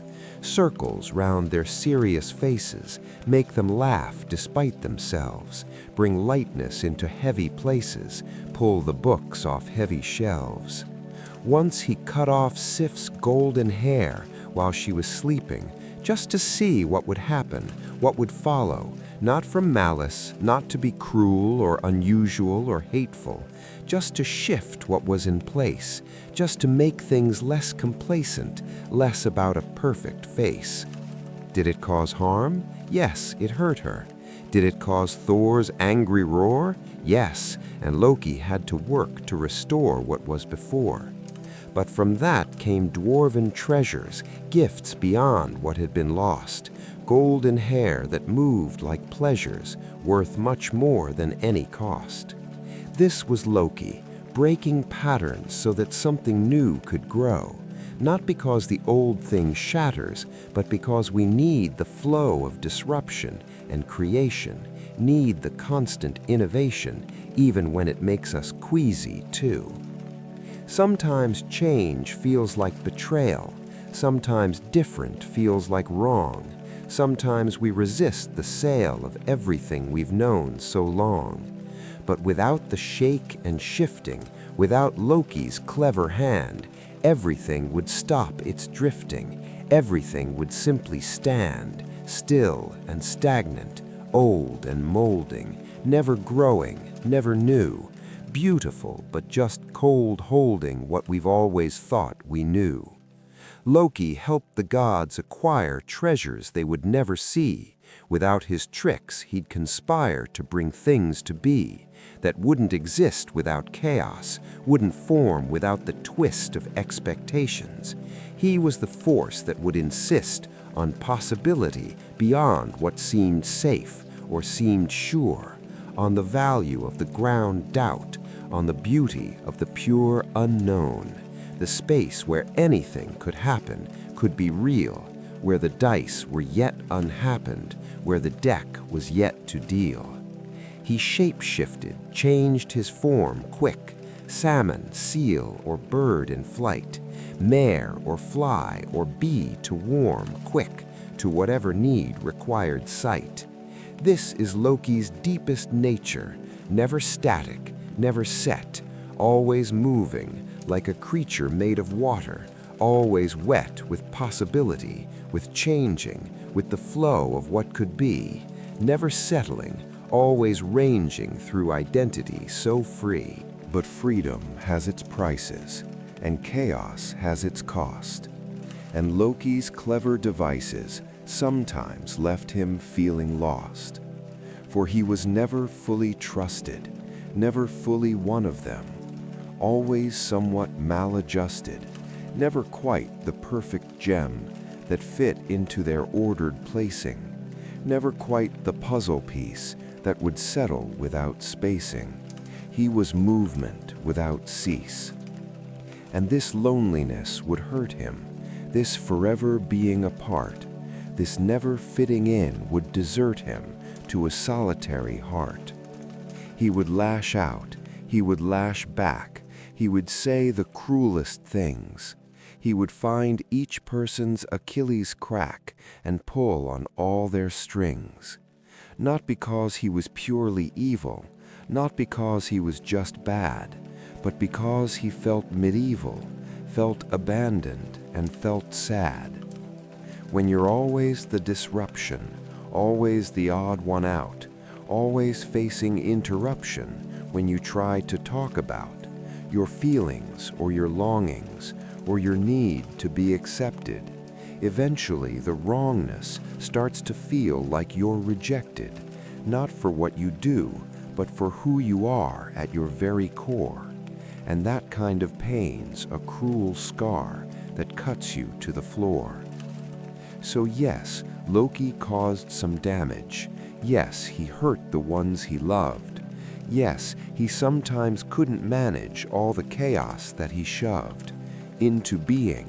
But remember, he was also loyal, kind, helped the gods out of tight embers, used his clever, quick mind to save them from the dangers he didn't create himself, to bring them all the treasures from the dwarven mountain shelf. He was complicated, complex, neither villain nor hero pure. He was question without context. He was always insecure about his place and his belonging, about whether he was loved, about whether it was wronging to be who the fates had shoved him to be, the agent of change, the chaos in the calm, the one who felt so strange even in his mother's arm. So when you think of Loki, think not of evil incarnate, but of the one who couldn't stay cokey in one place, who couldn't fake it, couldn't pretend to be normal, couldn't force himself to fit, couldn't follow the protocol when his nature wouldn't permit. Think of how hard it must be to be the constant outsider, to never fully see your own place on either side or inside or outside, just always in between, always having to decide what any action might mean. Sometimes we need the trickster, need the question and the change, need the one who's going to risk her reputation, to arrange the pieces differently, to shake up what we know, to remind us that rigidity isn't the only way to grow. But we also need compassion for the one who bears that role, for the loneliness and passion that can take its bitter toll. Change is necessary, vital. It's how the world moves on, but the agent of the title often stands there alone at dawn, wondering if the transformation was worth the price they paid, wondering if their reputation can ever be remade. Loki teaches us that both things can be true at the same time. Change is needed, and growth things can come from crossing the line. But crossing lines is costly, and the one who dares to cross often pays the price mostly, often bears the greatest loss. So honor both the changing and the cost of making change. Honor both the rearranging and the price. It's not so strange to hold both truths together, to see complexity as real, to understand that whether someone's villain or ideal depends on how we're looking, on the story that we tell, on the narrative we're cooking, on the details where we dwell. Rest now with this knowing, nothing's simple, nothing's clear. Everything is flowing, and every person's here, doing best they can with what they're given, who they are, sometimes lost and sometimes driven by a close or distant star. And so Loki moves through shadows, ever changing, ever free, never settling in the meadows, never resting by the tree. Sometimes change is a gift we're given. Sometimes chaos brings us growth. Sometimes we must be storm-driven to discover what we're both, who we are and who we're becoming, who we were and who we'll be, all the versions softly humming in our complicated identity. When you feel you don't fit neatly, when you're neither this nor that, when you can't define completely where you stand or where you sat, think of Loki, always wandering between the spaces in between, never quite surrendering to being only what they've seen. You contain your contradictions, you hold chaos and hold calm, you hold all your predilections, and they're neither curse nor balm. They're just you in all your fullness, you in all your complex truth, you in all your gentle dullness and your wild, untamed youth. You don't have to choose just one side. You don't have to pick a lane. You can live with doors left open wide, can hold both the sun and rain. You can be the one who questions, be the one who shakes things up, and still hold all the suggestions of the ones who fill the cup with stability and order.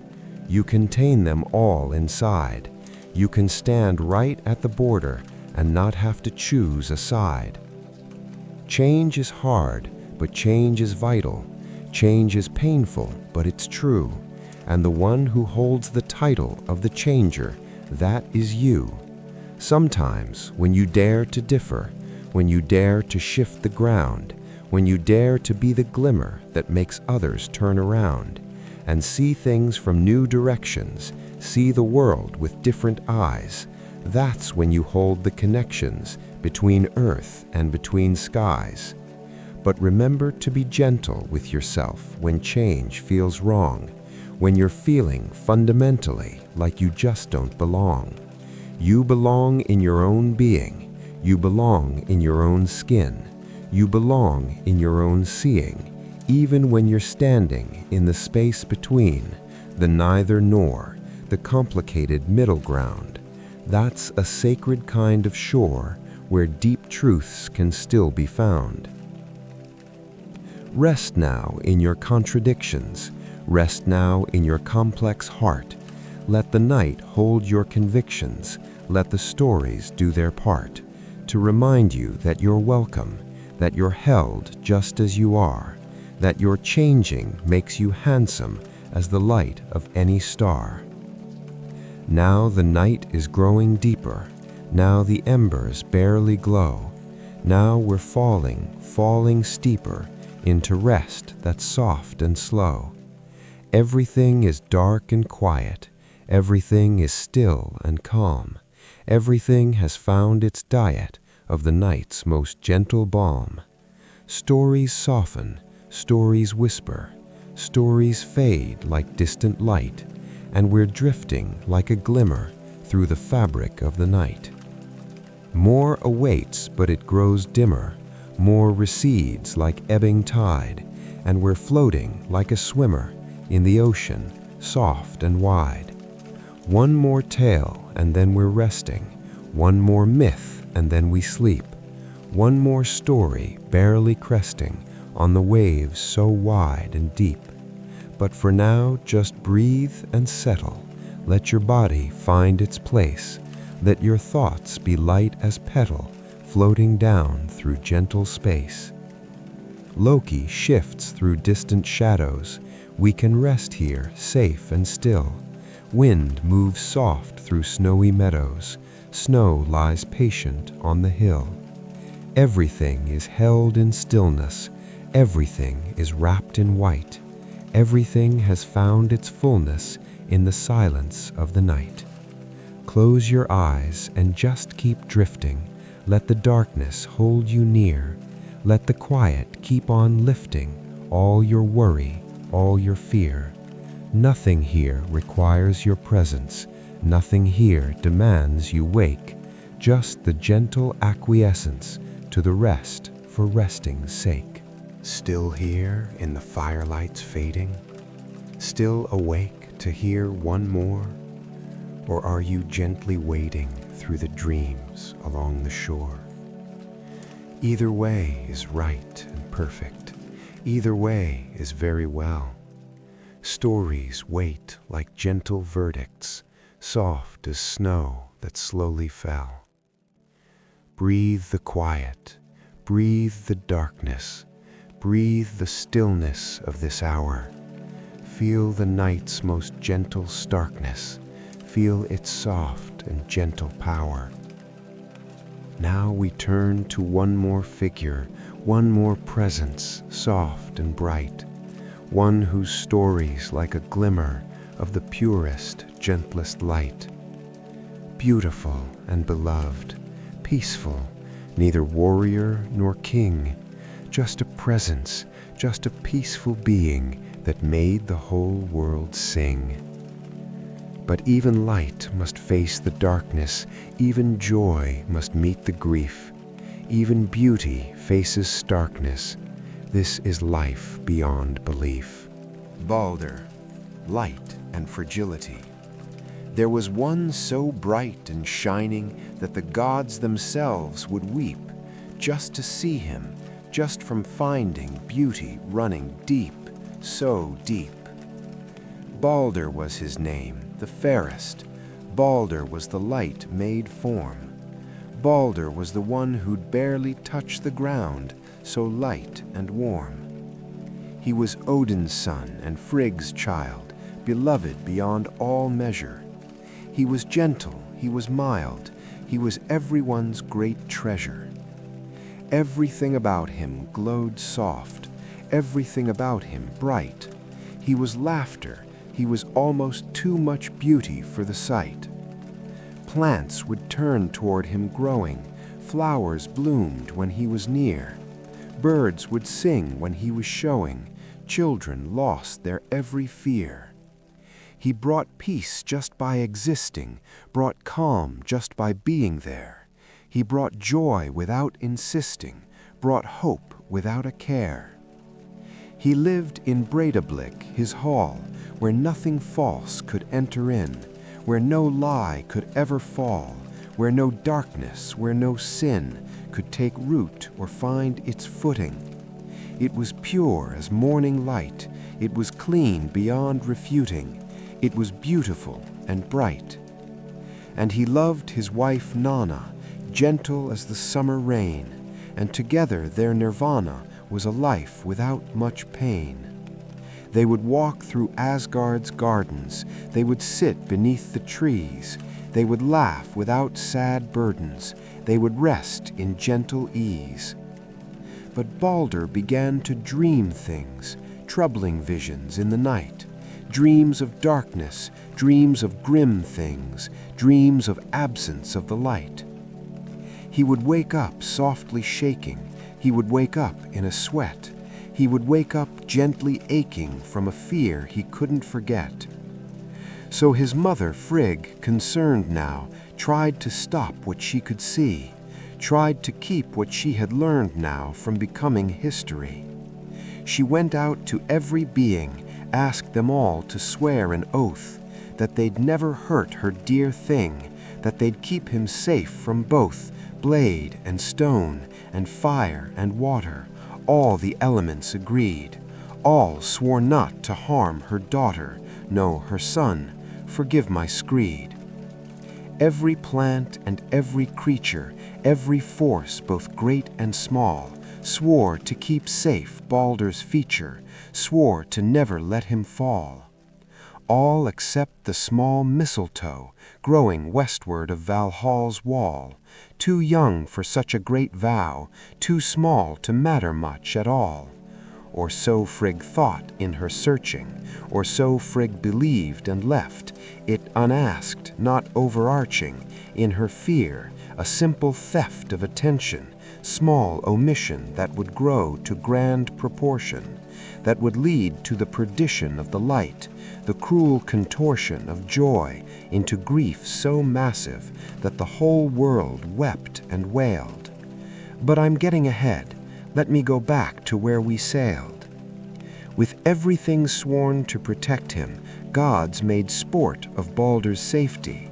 They would throw things to deflect him, watching weapons miss him greatly. Stones and spears and arrows flying, bouncing off or turning away, everyone was almost crying, laughing at the games they'd play. Baldr stood there, smiling, patient, while they threw their very best. Nothing touched him, nothing scraped him, nothing put him to the test. He was invulnerable, laughing. He was safe from every harm. He was joy itself, not chafing at their sport. He found it charm. But Loki, watching from the shadows, felt the stirring of that need to disrupt, to change the meadows into something new indeed. Not from hatred, please remember, not from wanting Baldr dead, but from that curious, strange member of his nature that would spread chaos just to see what happened, change just to see things shift, questions just because they'd happened in his mind, a kind of gift that was also curse, was blessing, also wound that wouldn't heal, was the constant pressing need to make things more real by disrupting, by transforming, by ensuring nothing stayed exactly as it was conforming to the pattern that was made. So he went to Frigg in disguise, asked her casual and light, "Did everything swear with honest eyes to keep your son from plight?" And she answered, unsuspecting, "Yes, all things, both great and small, all except, well, not expecting it to matter, one thing small, mistletoe that grows out westward, too young for such a great vow, too small to matter much at all."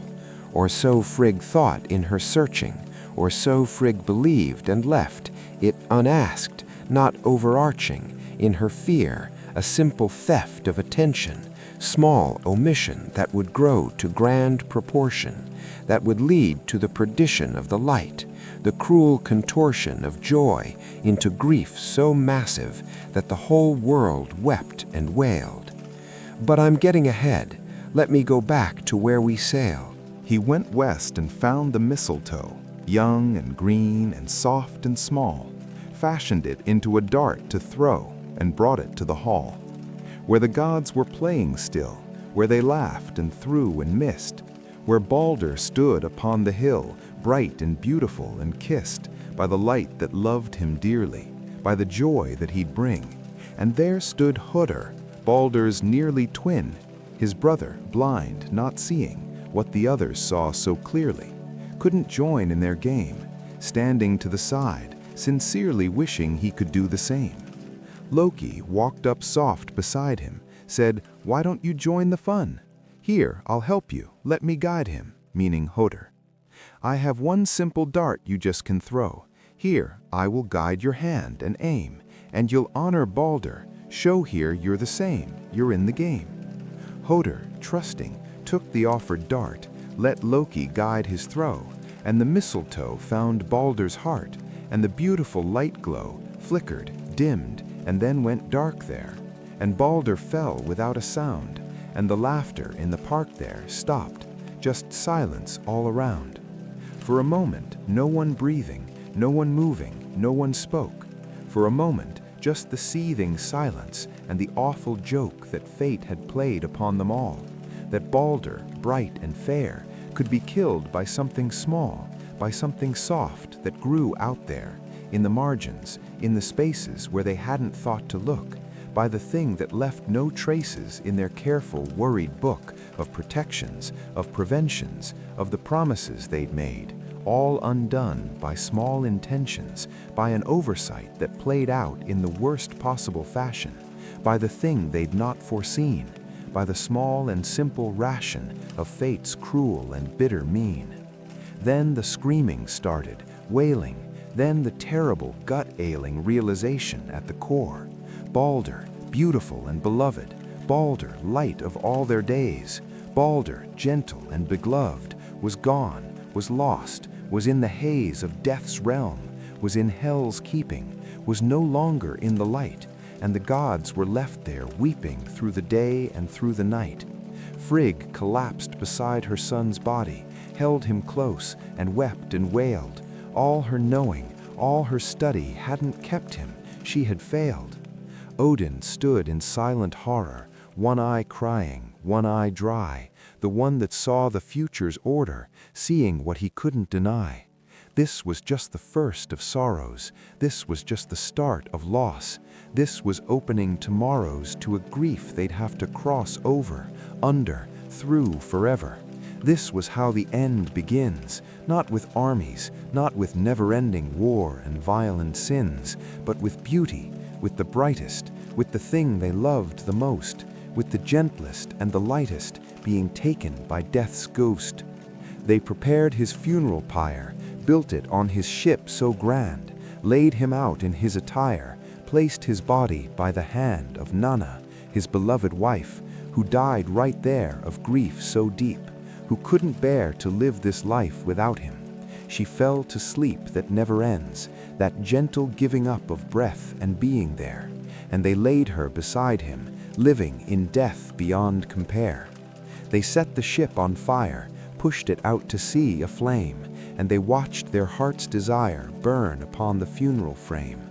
All the gods were gathered, weeping, all of Asgard came to mourn, even giants stood there, keeping vigil, watching through the forlorn night, as Baldr's light went sailing out across the darkened sea, out beyond the veils, unveiling what death means, to cease to be in the world of light and laughter, in the world of joy and song, and to enter what comes after, the quiet, patient, dark and long halls of hell, where shadows linger, where the dead exist but don't really live, where nothing's finger touches joy or hope or won't let go of them, just existing in the gray and in the still, just persisting, just resisting nothing, subject to no will. But the gods weren't done with trying. Gods weren't ready to accept that Baldr was gone, that crying was all they had left, that he'd stepped into death without returning. So they sent someone to go to Hell's realm, to try bargaining, to see if she would show mercy, show compassion, maybe, let Baldr return to light, if the whole world showed its passion, if all things wept at his plight. Hermodr volunteered for going, brave and loyal. He would ride Sleipnir, Odin's horse, not knowing if he'd return or if he'd died in the trying. But he'd try it. He would go to Hel and ask if she would permit it, if she would unmask death's grip and let it pass. 9 days riding through the darkness, 9 days riding cold and deep, through the valleys, through the starkness, through the places where things creep that have no names, through the spaces that exist between the worlds, until finally facing Hel's hall, where death's dark flag unfurled.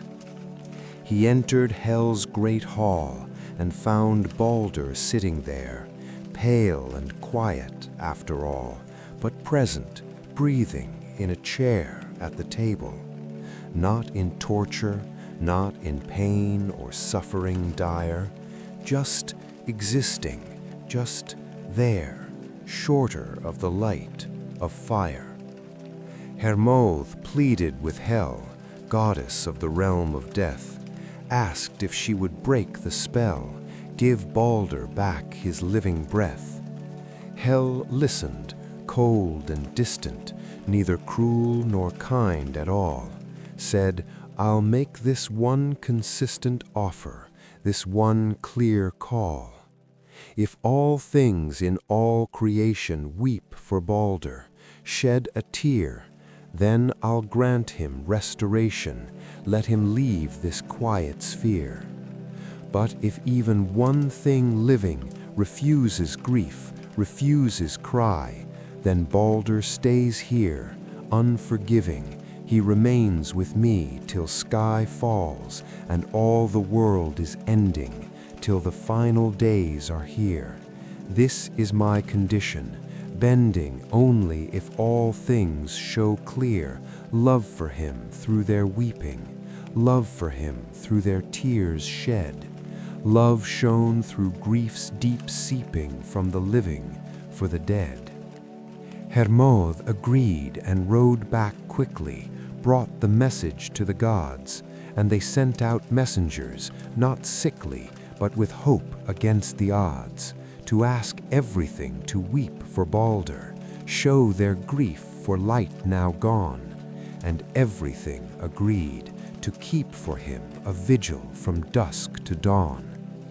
People wept, and stones shed water, trees cried sap, and ice shed frost.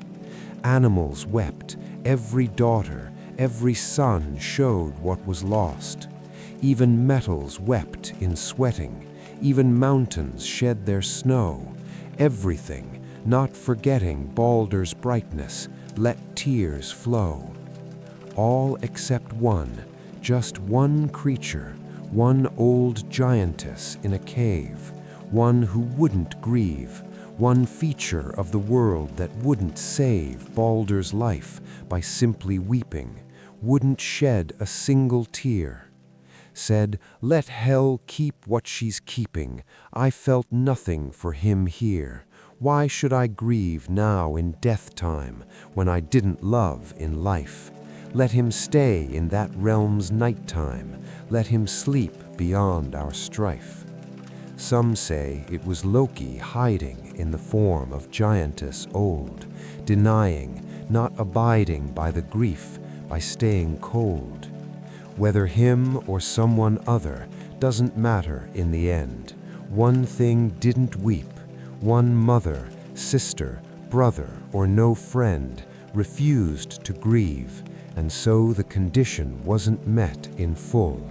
And Baldr stayed in death's position, stayed in Hel's kingdom dull, and the light was gone from Asgard, and the joy was dimmed in all, and the gods knew that the last guard against darkness had let fall its protection, that the ending had begun in earnest now, that time was bending toward the final act, the final vow would be spoken, final battle would be fought and would be lost, and that everything was broken, everything had borne the cost of beauty, of fragility, of loving something bright, of the responsibility to protect it from the night.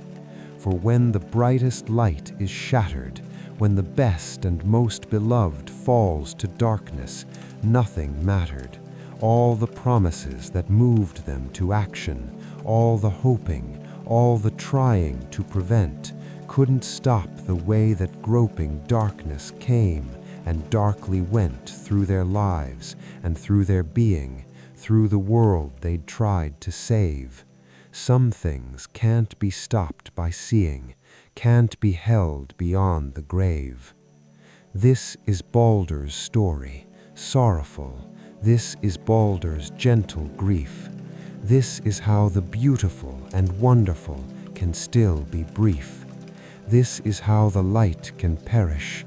This is how the good can die.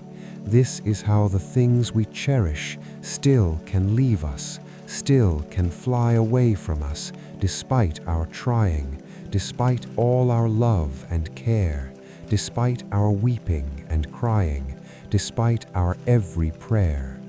But remember Baldr's beauty, remember Baldr's gentle light, remember that his beauty was just being bright. He didn't need to be a warrior, didn't need to fight or win. He just needed to be carrier of light from deep within. And that light still lives in memory. Light still glows in every heart that remembers Baldr's story, that won't let his light depart. Completely, he lives in the telling. He lives in the tears we shed. He lives in the gentle swelling of the grief for the beautiful dead. So when you lose someone precious, when beauty leaves your life too soon, when you're left feeling reckless beneath a too dark moon, remember Baldr. Remember that even gods felt this grief. Even gods wept and remembered. Even gods found no relief from the pain of loss, from sorrow, from the ache of empty space where once light lived. But tomorrow will come, and you'll find grace, not in forgetting, not in moving on as if they'd never been, but in holding them, in letting their light still softly gleam in your memory, in your stories, in the way you live your days, in the way you share their glories, in the way you speak their praise. They're not gone if you remember. They're not lost if you still care. They live on like gentle ember, glowing softly, always there. In your heart, in your devotion, in your love that doesn't end, in the gentle, constant motion of the grief that makes you bend, but doesn't break you, doesn't shatter you beyond all repair. It just shapes you, helps you gather all the love that you can share. Rest now in this bitter sweetness. Rest now in this gentle grief. Rest now in the completeness of how sorrow brings relief by letting us feel deeply, letting us love without restraint, letting us grieve completely for the beautiful and the saint. And so Baldr rests in Hell's halls, waiting for the world to end, when the final darkness falls and everything will finally bend. Back to light, to new beginning, to renewal and rebirth, when the gentle ones stop spinning and return again to earth. For the myths say after ending, after Ragnarok is through, Baldr will come back, ascending from the darkness born anew. He will walk in fields made greener, in a world made fresh and clean, and the light will shine much keener than before it had been seen. This is hope beyond the sorrow. This is promise in the grief. This is knowing that tomorrow holds a gentle, sweet relief. Not that loss is somehow canceled, not that pain was not quite real, but that sorrow can be channeled into something that can heal. When you're grieving someone precious, when the light has left your days, when you're feeling reckless, senseless, wandering through a painful haze, know that grief is just love's echo, love that doesn't have a place anymore to go, so let flow through you with gentle grace.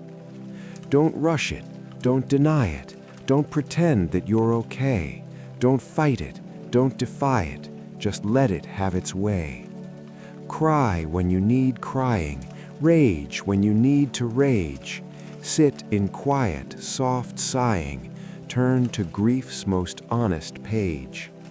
For in feeling it completely, in not running from the pain, you'll find that eventually, like soft and gentle rain, grief will water seeds of healing. Grief will nourish what will grow. Grief will start the soft revealing of the love you've come to know more deeply than you could have otherwise. Grief breaks us open wide so that love can flow inside us, can become our truest guide. Baldr's light still shines in darkness. Baldr's beauty still remains, not in body, but in starkness of the love that still sustains. Those who knew him, those who loved him, those who carry him in heart, those who rise above him and still feel him, still feel part of him living in their being, in their way of moving through the world, with gentle seeing, with a care for what is true and beautiful and precious. This is how the light survives. This is how Baldr's blessed memory continues, thrives in every act of kindness, in every moment soft and bright, in every way that blindness gives way to caring sight. Rest now in the knowing, friend, that grief is love's own face. Let the tears keep flowing, let them fall with gentle grace. You're not weak for feeling deeply. You're not broken by your pain. You're just loving completely, and that love will yet remain. Long after grief has softened, long after pain's grown old, love will be what's often what you hold, and what you're told by your heart in quiet moments, by your soul in darkest night. They're still with you in your components. They're still your inner light. Now the night is almost over. Now we're drifting toward the end. Now the stories are the cover, underneath which we can bend into sleep so deep and restful, into dreams so soft and kind, into peace so manifestly gentle on the weary mind. Fire's gone to ash and ember, fire's just a memory now, but the warmth we still remember, and it keeps us warm somehow. Stories too are fading, dimming, floating off like morning mist, but their essence keeps us swimming in the peace that we've been kissed by throughout this long night's journey, throughout all these gentle tales, through the grief and through the tourney, through the ships with grief-filled sails. One more story, maybe two more, then we rest in silence deep. Then we find what sleep is for. Then we let ourselves just steep in the quiet, in the darkness, in the soft and gentle night, in the beautiful starkness of the absence of the light. But before we reach that westing, before silence takes its hold, we have one or two more guesting figures, gentle, not too bold, to share with you before sleeping, to lay softly in your mind, to give to your safekeeping as you drift away to find the peace that you've been seeking, the rest you so deserve, the gentle, quiet sneaking of sleep along your every nerve. So breathe deep and settle deeper. Let your body find its ease. Let yourself become the keeper of this moment's gentle peace. More will come, but very softly. More will whisper, barely there. And the night will hold us loftly in its dark and gentle care. Are you still here in the embers? Are you still awake to hear? Or has sleep already captured your attention, pulled you near to its gentle, quiet kingdom? Either way is very right. Either way, the story's wisdom waits for you throughout the night. Just 2 more and then we're resting. Just 2 more and then we sleep. Just 2 more and then we're nesting in the quiet, calm, and deep. These last tales are very gentle, very soft and very slow. These last tales are fundamental to the peace we've come to know. Now we turn to 2 together, brother, sister, linked by light. 2 who brought the gentle weather, 2 who made the world seem bright. Not through thunder, not through power, not through conquest or through war, but through growing every flower, through abundance at the door, through fertility and plenty, through the harvest and the grain, through making sure there's a plenty for every person's gain. Frey and Freya, peace, love, fertility. There were 2 who walked together, 2 who shared a gentle bond, 2 who brought the fairest weather, 2 of whom the world was fond. Frey and Freya, names like music, names like spring and summer rain, names like everything that's beautific, names that ease away the pain. They were Vanir, not the Aesir, from a different family line, from the gods of earth and greener pastures, gods of sun and rain and vine. They came to Asgard in a treaty, came to live among the rest, came to share their gifts so sweetly, came to be the gentlest guest, who stayed and became part of the fabric of divine, who wove their gentle arts into the patterns, soft and fine. Frey was god of sun and summer, god of rain and growing things, god of harvest, gentle comer, bringing all that plenty brings.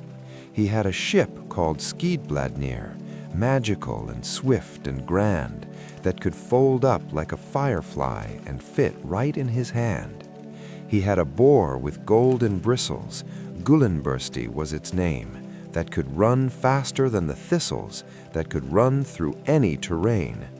But mostly Frey was known for gentleness, known for bringing peace and growth, known for rain that came with timeliness, known for keeping every oath, to make the earth produce its bounty, make the fields yield golden grain, make each farm in every county have enough of sun and rain. He walked through fields and blessed them softly, walked through orchards, touched each tree, and everywhere he traveled, oftly, there was growth and harmony.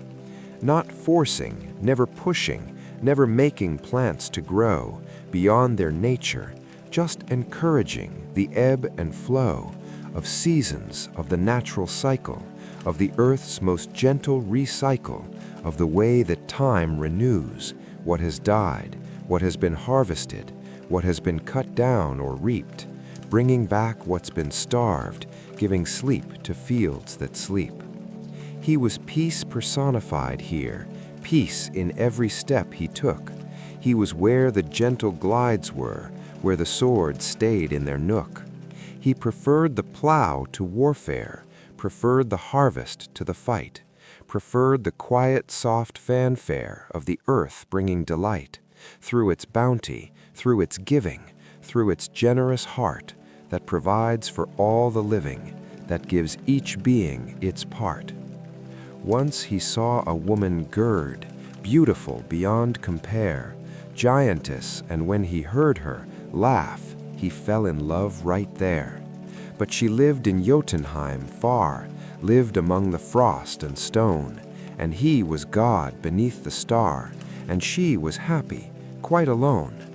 He sent his servant Skirnir to ask for her hand in marriage, sent with gifts and sent with fear, sent with hope he could disparage all her doubts and all her worry, all her reasons to say no, sent with promises, don't hurry, just let love and patience grow. But Gerd refused at first, said, I don't know you, don't know why I should leave my home immersed in ice to go with you to sky. I'm happy here among my people, happy here among the cold. I don't need a man or steeple, don't need to do what I'm told. Skirnir tried with threats and magic, tried to force her to agree.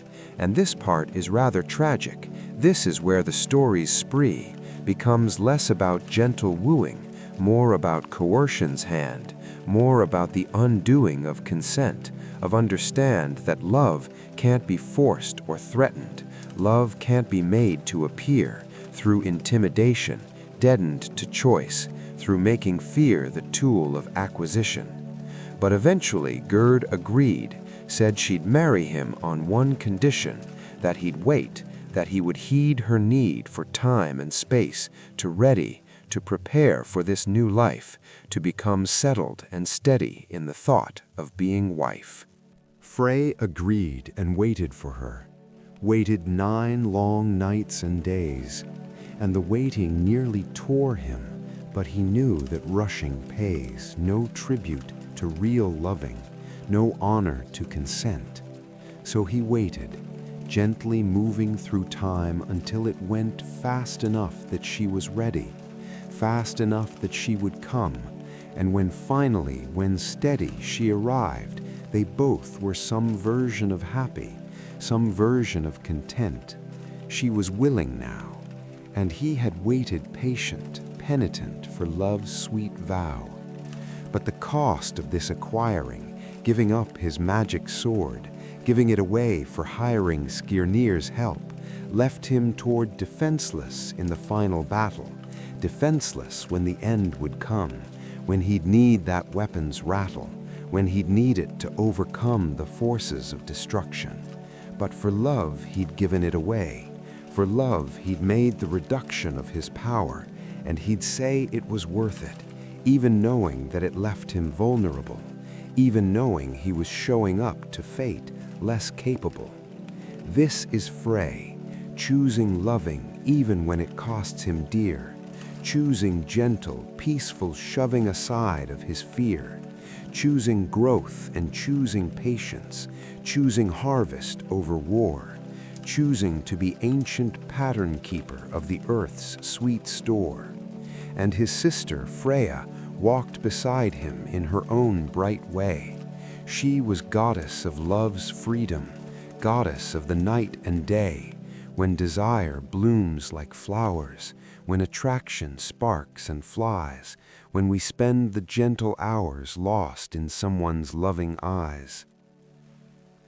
She was beautiful beyond measure, she was fierce and she was free, she was sensual, and her pleasure was in being all she'd be, without apology or hiding, without shame or without fear. She was passionate in riding life exactly as sincere as she felt it, as she lived it, as she knew it to be true. And she never tried to give it any cover, any cue that she was less than she appeared, less than fully who she was. She was everything she deemed herself, not seeking cheap applause, but being authentic, being real, being honest to her core, being willing just to feel everything and even more. She had a necklace Brisingamen, most beautiful piece made, forged by dwarves, by craftsmen's acumen, for which she gladly paid whatever price they asked of her, whatever they desired, for beauty was her messenger, and by beauty she was fired to live and to appreciate, to adorn herself with care, to celebrate and decorate the wonder of being there, in body, in the physical, in the flesh and in the form, to make the sensual mystical, to transform the norm into something elevated, something sacred, something blessed, to make the physical translated into spiritual expressed. She had a chariot pulled by cats, two large and graceful felines, which tells you that Freya's maps were drawn along her own designed paths, not following conventions, not doing what's expected, but creating her intentions, being genuinely perfected in her own unique expression, in her own unique accession of the night into the day. She was also warrior goddess, associated with the slain. She would choose among the bloodiest battlefield remains, half the fallen, brave warriors, taking them to Folkvanger, her hall, while Odin took the others. She was equal in her call upon the dead, upon the honored. She had just as much a right to choose the brave who'd summered through the chaos of the fight. This shows Freya's complication, shows she wasn't just one thing, wasn't only cultivation of love or passion spring, but also death and also battle, also choosing who'd survive. In memory, in the rattle of the warriors who'd strive for glory, for their honor, for their place among the great, she held both life and death upon her, both the love and both the fate. She cried tears of gold, the stories tell, when her husband went away. Wandering, she couldn't quell the sorrow, couldn't stay calm in his absence. She would weep, and her tears would turn to gold, precious metal from emotions deep, from the love she couldn't hold in her hands but had to carry in her heart, in her soul. Love that she couldn't marry to presence, couldn't make it whole by having him right there beside her. So she wept, and wealth would fall from her eyes, another glider between states, another wall between categories broken. Love and wealth were intertwined, emotions and devotion were the tokens both combined. Together, Frey and Freya represent the forces of life, the gentle, growing Heia that eases pain and eases strife. They are spring and they are summer, they are planting and their bloom. They are the gentle comer of light into the room that's been dark too long, too cold and too barren and too still. They're the reminder that we're told to love, to grow, to fill our lives with beauty, with desire, with passion and with care, with the warmth of home and fire, with the knowledge that we're there to experience and to feel things, to be present in our skin, to embrace all living things, to let sensation in. They teach us that there's holiness in harvest, in the grain, in the gentle, quiet wholeness of the sun and of the rain. They teach us that they're sacred in desire, in the kiss, in the way that we are naked in our vulnerability and bliss. They teach us that the body isn't separate from the soul, that being human, rowdy, sensual is actually the goal, not to transcend or to escape, but to fully be right here, to inhabit our shape, to hold our fear and our joy with equal care, to be present in the physical, to honor our desire, to make the sexual mystical, to let passion be our fire, that warms us through the winter, that brings light into the dark, that makes us feel less splintered, that ignites the vital spark. They teach us that peace is worth more than winning, worth more than the fight, that sometimes the beginning is just choosing what is right over what is strong or powerful, over conquest, choosing peaceful, choosing gentle, choosing light. When the world feels harsh and barren, when you feel you've lost your way, when you feel like life has gone and no beauty's here to stay. Think of Frey walking through the fields, blessing every growing thing. Think of all the gentle yields that patience and care can bring. Think of Freyr, fierce and lovely. Think of how she lived her truth. Think of how she rose above the judgment from uncouth voices, telling her to hide herself, to dim her shining light, how she chose instead to pride herself on being fully bright. Live your truth, love your body, honor your desire. Be authentic, never shoddy in the keeping of your fire. Grow where you are planted, bloom in your own time and way. Be generous and be granted peace at the end of the day. This is what they teach us, Frey and Freya, hand in hand. This is what they reach us, how to gently understand that life is meant for living, life is meant for joy and growth, life is meant for giving and receiving love. That's the purpose and the meaning, the beginning and the end, the most important leaning toward which all our days should bend. This shows Freya's complication, shows she wasn't just one thing, wasn't only cultivation of love or passion's spring, but also death and also battle, also choosing who'd survive in memory, in the rattle of the warriors who'd strive for glory, for their honor, for their place among the great. She held both life and death upon her, both the love and both the fate. She cried tears of gold, the stories tell, when her husband went away. Wandering, she couldn't quell the sorrow, couldn't stay calm in his absence. She would weep, and her tears would turn to gold, precious metal from emotions deep, from the love she couldn't hold in her hands, but had to carry in her heart, in her soul. Love that she couldn't marry to presence, couldn't make it whole by having him right there beside her. So she wept, and wealth would fall from her eyes, another glider between states, another wall between categories broken. Love and wealth were intertwined. Emotions and devotion were the tokens both combined. Together, Frey and Freya represent the forces of life, the gentle, growing Heia that eases pain and eases strife. They are spring and they are summer, they are planting and their bloom. They are the gentle comer of light into the room that's been dark too long, too cold and too barren and too still.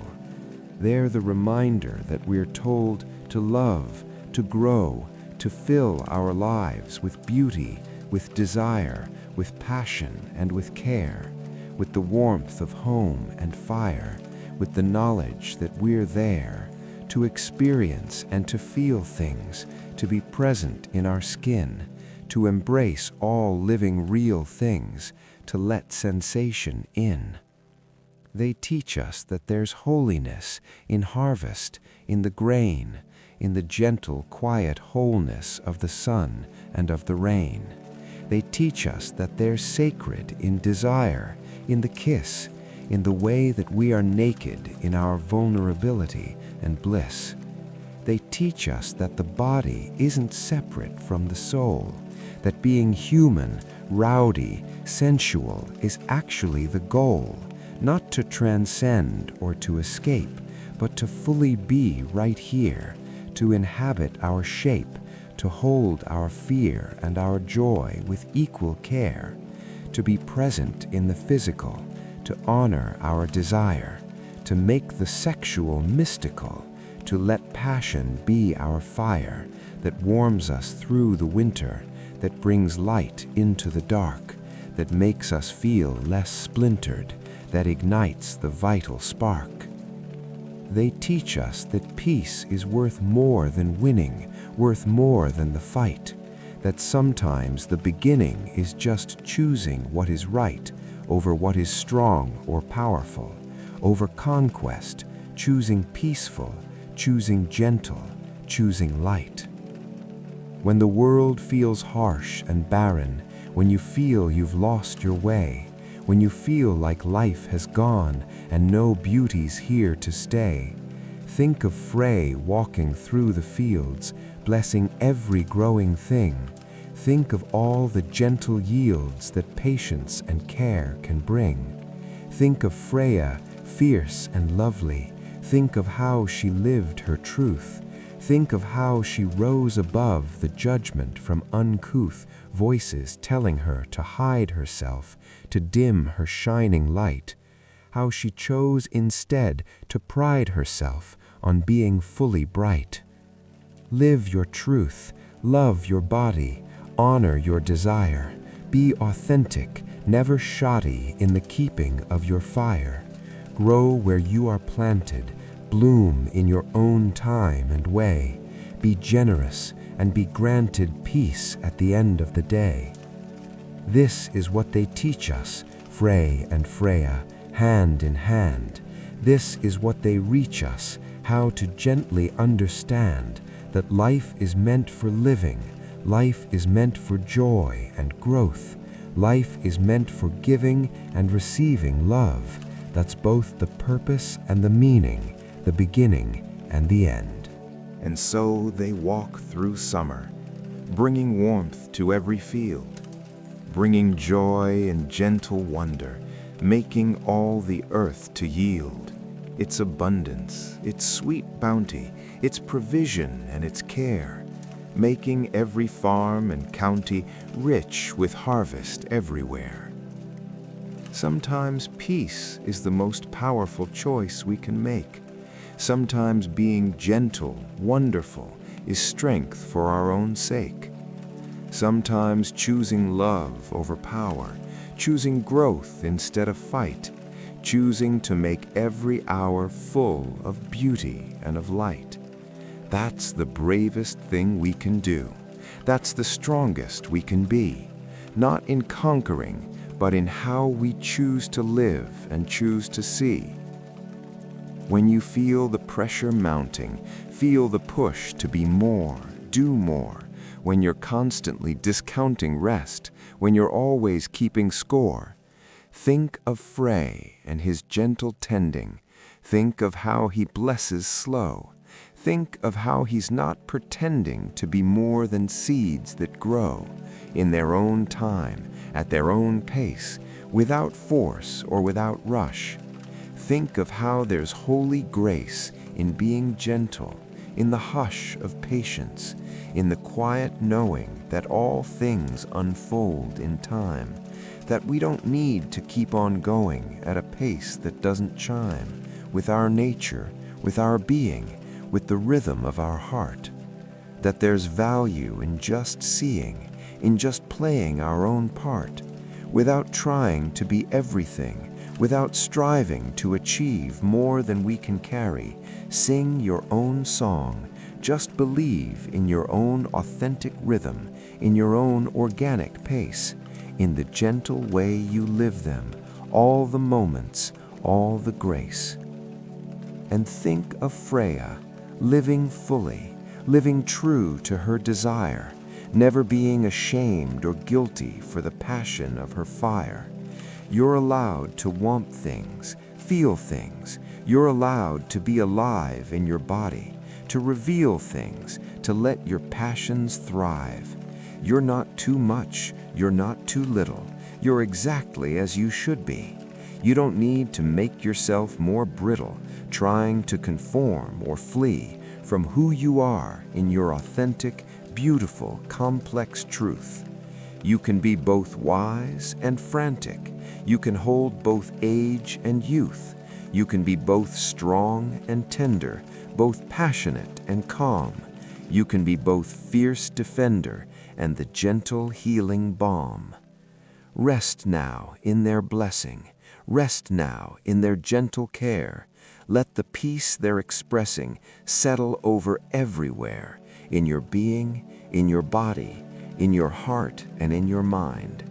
Let their gifts of warmth embody comfort of the gentlest kind. Now we're nearly the ending. Now we're almost at the close. Now the night is gently bending toward the rest and the repose that we've journeyed toward all evening, toward all through these gentle tales, toward the peace we've been achieving, toward the quiet that prevails, when the stories finally soften, when the words drift into mist, when we find ourselves so often in the space that does exist between waking and between sleeping, between conscious and the dream, between all that we've been keeping and the gentle, quiet stream of unconsciousness that's calling, beckoning us to let go, to stop resisting, just fall into the undertow of sleep so deep and so restful, of the peace we so deserve, of the quiet, soft, and stressful less, space where we can serve no purpose but to simply be, to simply rest and restore, to simply let ourselves be free from trying anymore. One more story, one more figure, one more myth, and then we rest. One more gentle, patient trigger for the sleep that serves us best. But for now, just breathe and settle. Let your body sink down deep. Let your thoughts be light as petal. Let yourself begin to sleep, even now if you are ready. Even now if you feel drawn. You don't need to stay here steady. You can drift away at dawn, or now, or any moment. You can let the stories fade. You can let sleep be the component of the choice that you have made, to be here, to be resting, to be held in gentle care, to stop seeking and stop questing, to just be there, in the darkness, in the quiet, in the soft and gentle night, where there's nothing to defy it, where there's only rest in sight. One more story, gentle sleeper. One more myth before we're through. One more tale to carry deeper into rest along with you. This one's about the weavers. This one's about fate's gentle thread. This one's for the believers in the patterns that are spread underneath our lives and choices, underneath what we can see. This one's for the quiet voices that whisper destiny. But not destiny as prison, not as cage or binding chain, not as something to envision as removing our free domain, but as pattern soft and flowing, as the way the river bends, as the gentle way of knowing how beginning meets its ends, as the threads that weave together, making tapestry so fine, as the way that birds of feather find their way to the same line. Breathe and settle one more time now. Let the quiet hold you near. Let the darkness feel like home now. Let the final story here carry you to deepest resting, carry you to gentle sleep, carry you beyond all testing into peace that's soft and deep. The Norns, quiet fate, at the roots of Yggdrasil sitting, at the well of Erd so deep. 3 sisters sit there, softly knitting. 3 sisters sit there, half asleep. Or fully wake, it's hard to tell which, for they exist outside of time. For they weave fate's gentle, rich tapestry sublime. The Norns they're called, these sisters 3, Erd and Verdandi and schooled, past and present and to be, ancient, patient, never dulled, by the passing of the ages, by the turning of the years. They just sit there turning pages of the life that disappears, into being, into living, into dying, into done. They just sit there gently giving every thread its place, its run. Erd is eldest, looking backward, keeping memory of all, every moment moving awkward into time, and every fall and every rise, every stumble, every choice that's ever made, every triumph, every fumble, every price that's ever paid.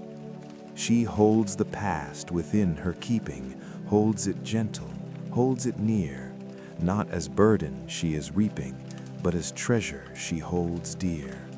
For the past is not our prison, past is not our ball and chain, past is simply what has risen into being like the rain, that falls and waters what will grow next, that provides the soil's nutrition, that becomes the flow that shows us our history, our position in the long line of the living, in the chain of cause, effect, in the gentle, constant giving of each moment to the next. Urd reminds us to remember, to honor what has been, not to let it make us ember, but to let it make us keen to learn from our experiences, from our triumphs and our mistakes, from our joys and our delirious moments and our heartaches. The past has shaped us, doesn't bind us, doesn't have to define who we are, but it's part of us, behind us, like a constant guiding star. Verdandi sits in the middle, keeper of the present tense. She holds now, she holds the riddle of this moment, this immense single instant we're existing in. She holds the very breath we're breathing in, the kiss we're kissing, the small moment before death or life or change or transformation. She holds now this very beat of the heart, this sensation of the ground beneath our feet. She reminds us to be present, to be here in the now, not to let our mind's incessant chatter change us or allow the past's regrets to pull us backward, future's worries pull ahead, but to simply be here, awkward though it feels, to be instead fully present, fully living in this moment, in this space, fully giving our attention to the here, the now, this place. For this moment is all we have, truly, if we're being honest, real. The past is gone, the future's unruly, uncertain. All we feel, all we can touch, all we can inhabit is right now, this very breath, this heartbeat, this moment's habit of being between birth and death. So Verdandi asks us gently, be here, be now, be present, be aware. Don't miss your life by being mentally somewhere else, somewhere that isn't where you actually are.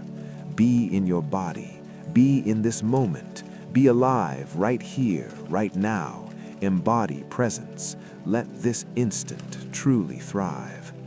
And Skuld, the youngest, looking forward, seeing what has yet to be, but not as something rigid toward which we must move inevitably, more as possibility, potential, all the things that could occur, all the paths, gentle or consequential, we might walk, we might prefer.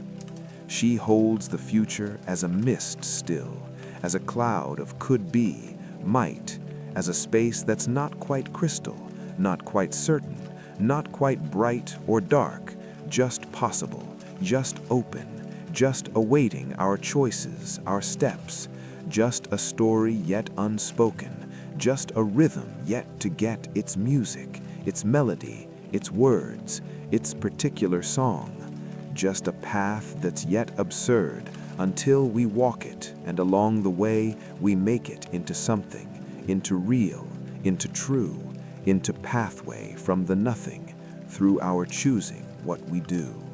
Skald reminds us we have agency, that future isn't set, that we have say in what will be, that we haven't met our fate yet.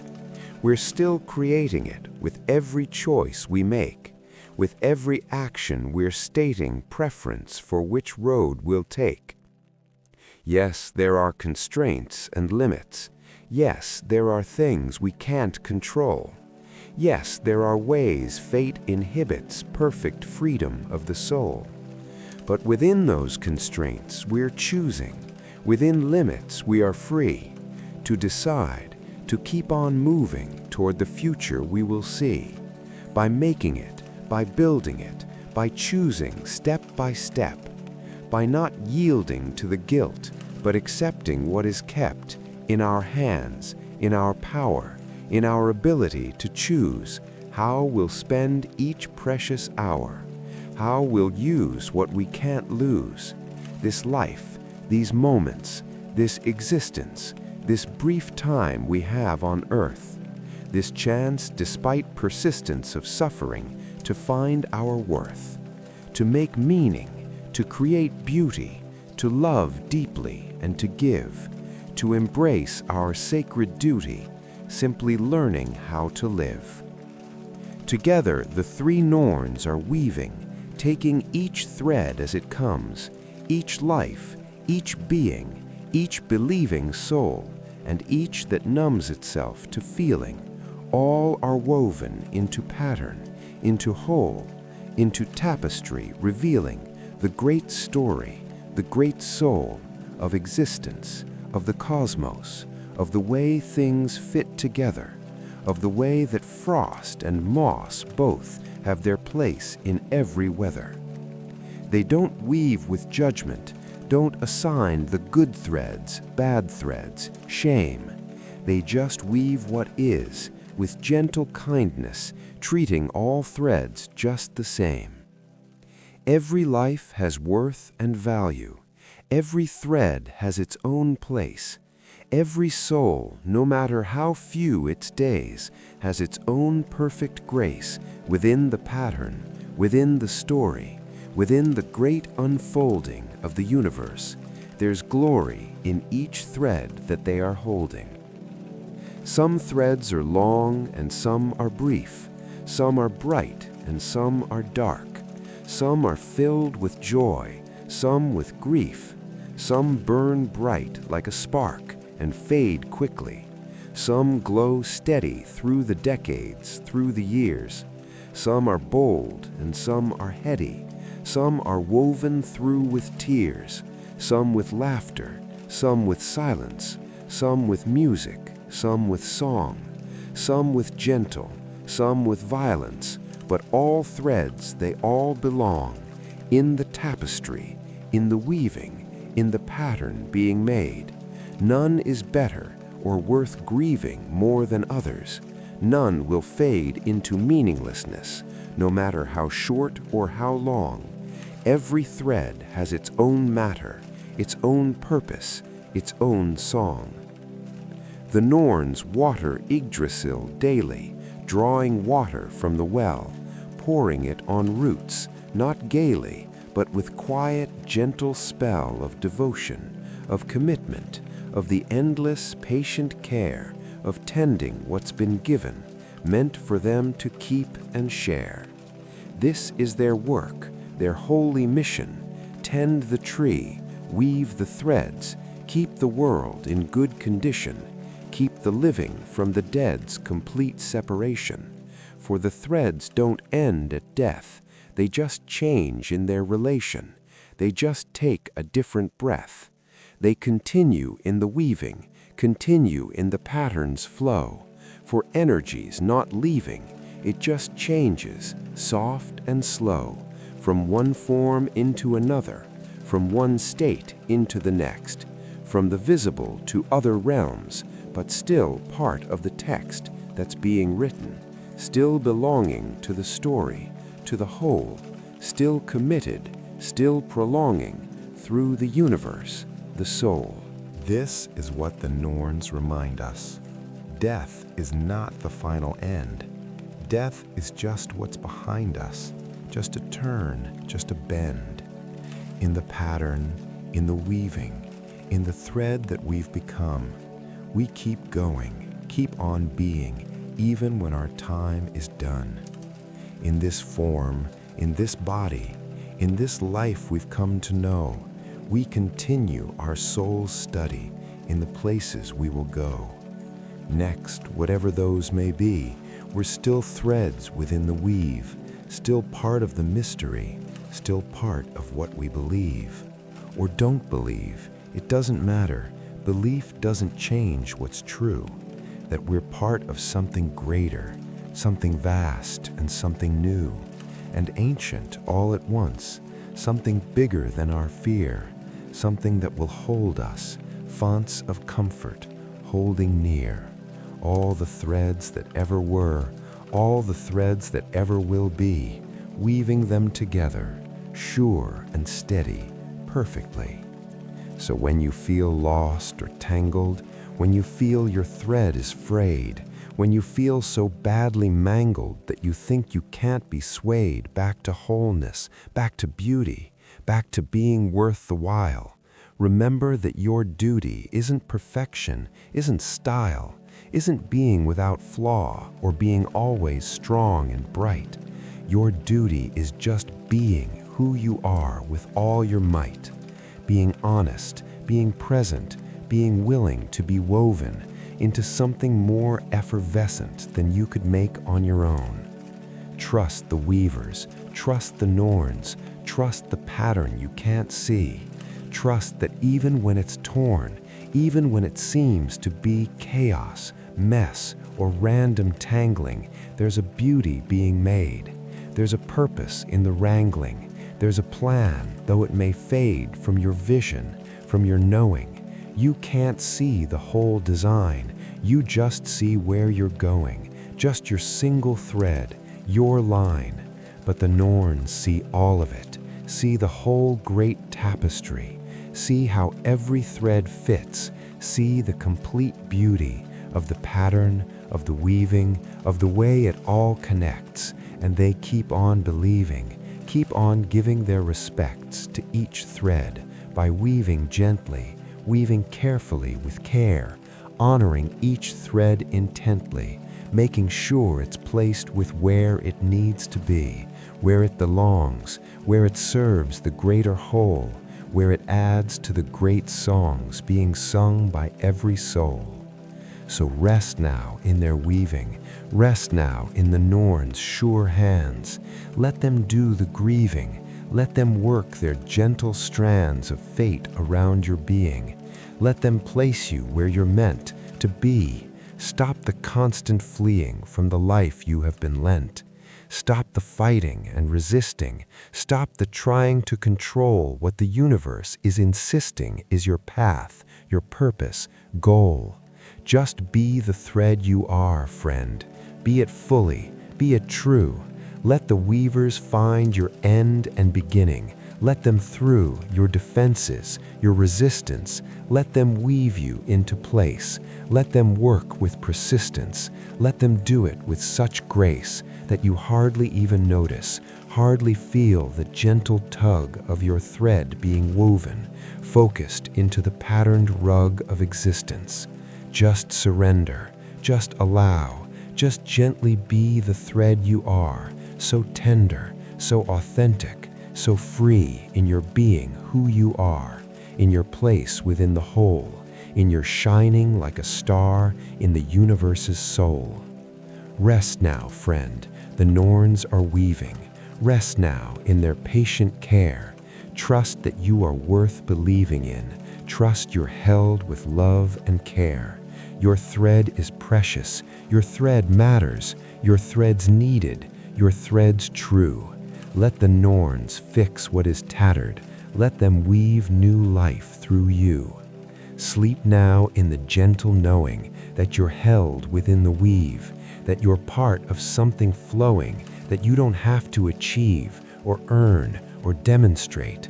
You just have to be, exist. You just have to participate by being in the midst of this moment, of this lifetime, of this thread that you've become, and the Norns will do the rest, weaving gently until done. And so the Norns keep weaving, keep their vigil at the well, keep on gently, quietly believing in the stories they will tell. Through their weaving, through their pattern, through the tapestry they make, through the way each thread will fatten into beauty for its sake.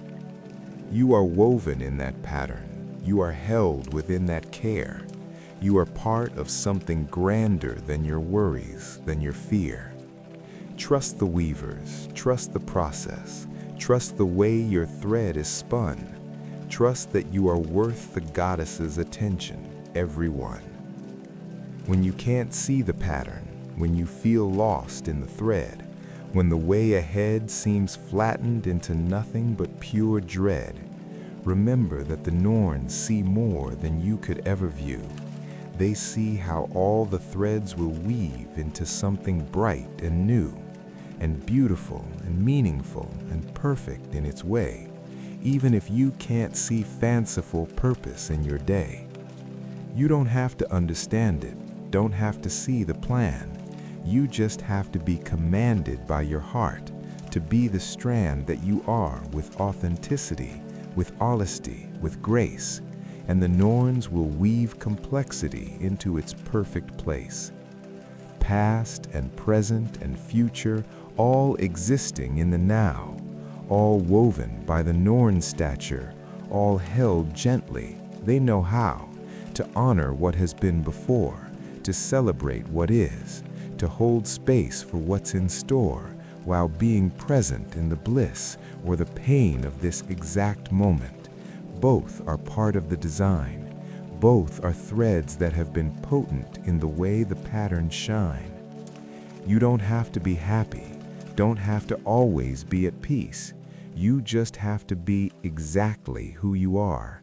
That's your release, that's your freedom, that's your purpose. Be authentic, be true, be the thread the universe is, with no other substitute for you. Rest now in the weaving, rest now in the thread, rest now in believing that even after you are dead, your thread continues, changes form, but still is part of the great whole, still continues, still performs its sacred function, its sacred role, in the pattern, in the beauty, in the tapestry divine, in the way the Norn's duty makes everything align. Eventually, ultimately, beautifully, completely, into something grand.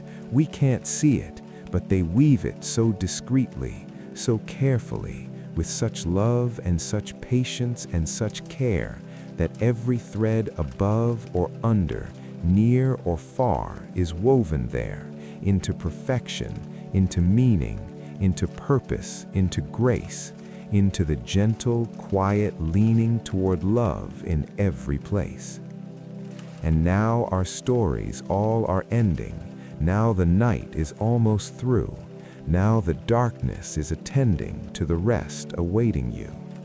All the myths have been related, all the figures introduced, all the gods have been updated, all the lessons been produced, not as teachings but as offerings, not as rules but as soft guides, not as moral of the story things, but as gentle flowing tides of wisdom, of perspective, of the ways that people cope with the complex, with elective paths toward meaning, toward hope.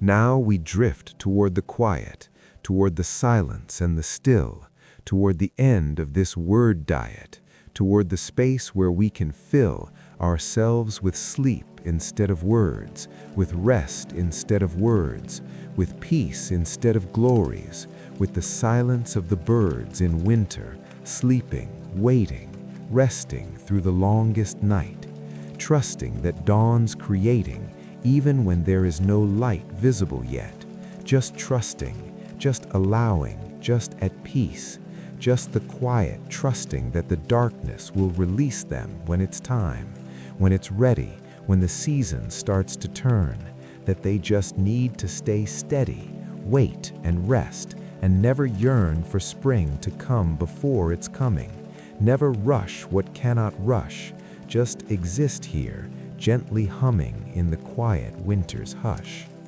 That's where we are now, friend, at the winter of our night, at the deepest, at the end when there's no visible light, but we trust it's coming, trust the sun will rise again tomorrow, trust that we don't need to run from darkness or from sorrow. We can just rest here, we can just be here, We can just allow the night to hold us without fear. We are safe. We are here now. And that's enough. That's more than plenty. That's exactly what we need. Just to be here, maybe 20 heartbeats from the deepest sleep. Just to be here gently. Just to let the stories keep us company as we drift away into the dreams that wait, into the rest that comes today, into sleep so soft and great. Now the fires burn to embers. Now the night is nearly through. Now the darkness gently remembers all the tales I've told to you. Gods are resting in their silence, mountains hold the sleeping snow, and the world in soft compliance settles into gentle flow. Thank you, friend, for staying with me. Thank you for your patient ear. Whether waking, whether drifty, I am grateful you were here. Stories need a gentle listener. Stories need a heart that's kind, and you've been the perfect minister to the peace we came to find. Yggdrasil still stands in waiting, roots in earth and leaves in sky. Norns are quietly creating threads that live and threads that die. Odin wanders still the roadways, Frigg sits watching by her loom. Thor returns from distant old days, carrying thunder through the gloom. But tonight they all are resting. Tonight all the world is still. Tonight there is no testing, just the quiet and the will to let go and to surrender to the softness of the night, to be gentle and be tender with the darkness and the light. Let the stories settle round you like the snow upon the ground. Let them hold you, let them found you in a peace that's gently sound. You may carry them or leave them, you may hold them or let go, but I hope that they'll relieve them, all the burdens that you know. Fires dimming now to ashes, wind is barely breathing now. Stars are fading into washes of the pale pre-morning's brow. But the night still holds its vigil, night still keeps its patient care, and the stories, soft and sigil, linger gently in the air. Gods return to quiet slumber, world returns to silent rest. Memories beyond all number settle soft within your chest. And the cold outside is patient, and the snow is falling still, and the darkness, soft and ancient, wraps around with gentle will. Sleep now, friend, or gently waken. Either way, you are at peace. Every burden has been taken. Every worry finds release. In the morning, you may remember fragments, wisps, and gentle gleams, or you may just feel the ember warmth of soft and distant dreams. Either way, you have been cradled. Either way, you have been held.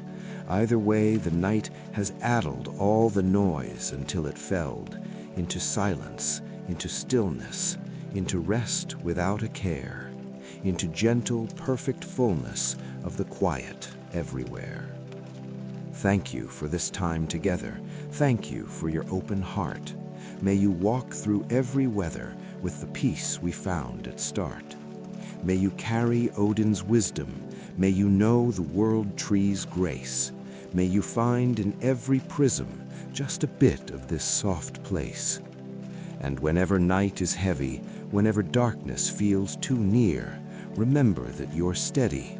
Remember that you're welcome here. By the fire, by the embers, in the stories soft and low, in the quiet that remembers, you are home and you are whole. So the tales return to silence, so the night holds one last breath, so the world in soft compliance drifts between the sleep and death. Not the ending, just the resting, just the pause between the beats, just the night at last requesting that you find your peaceful seats.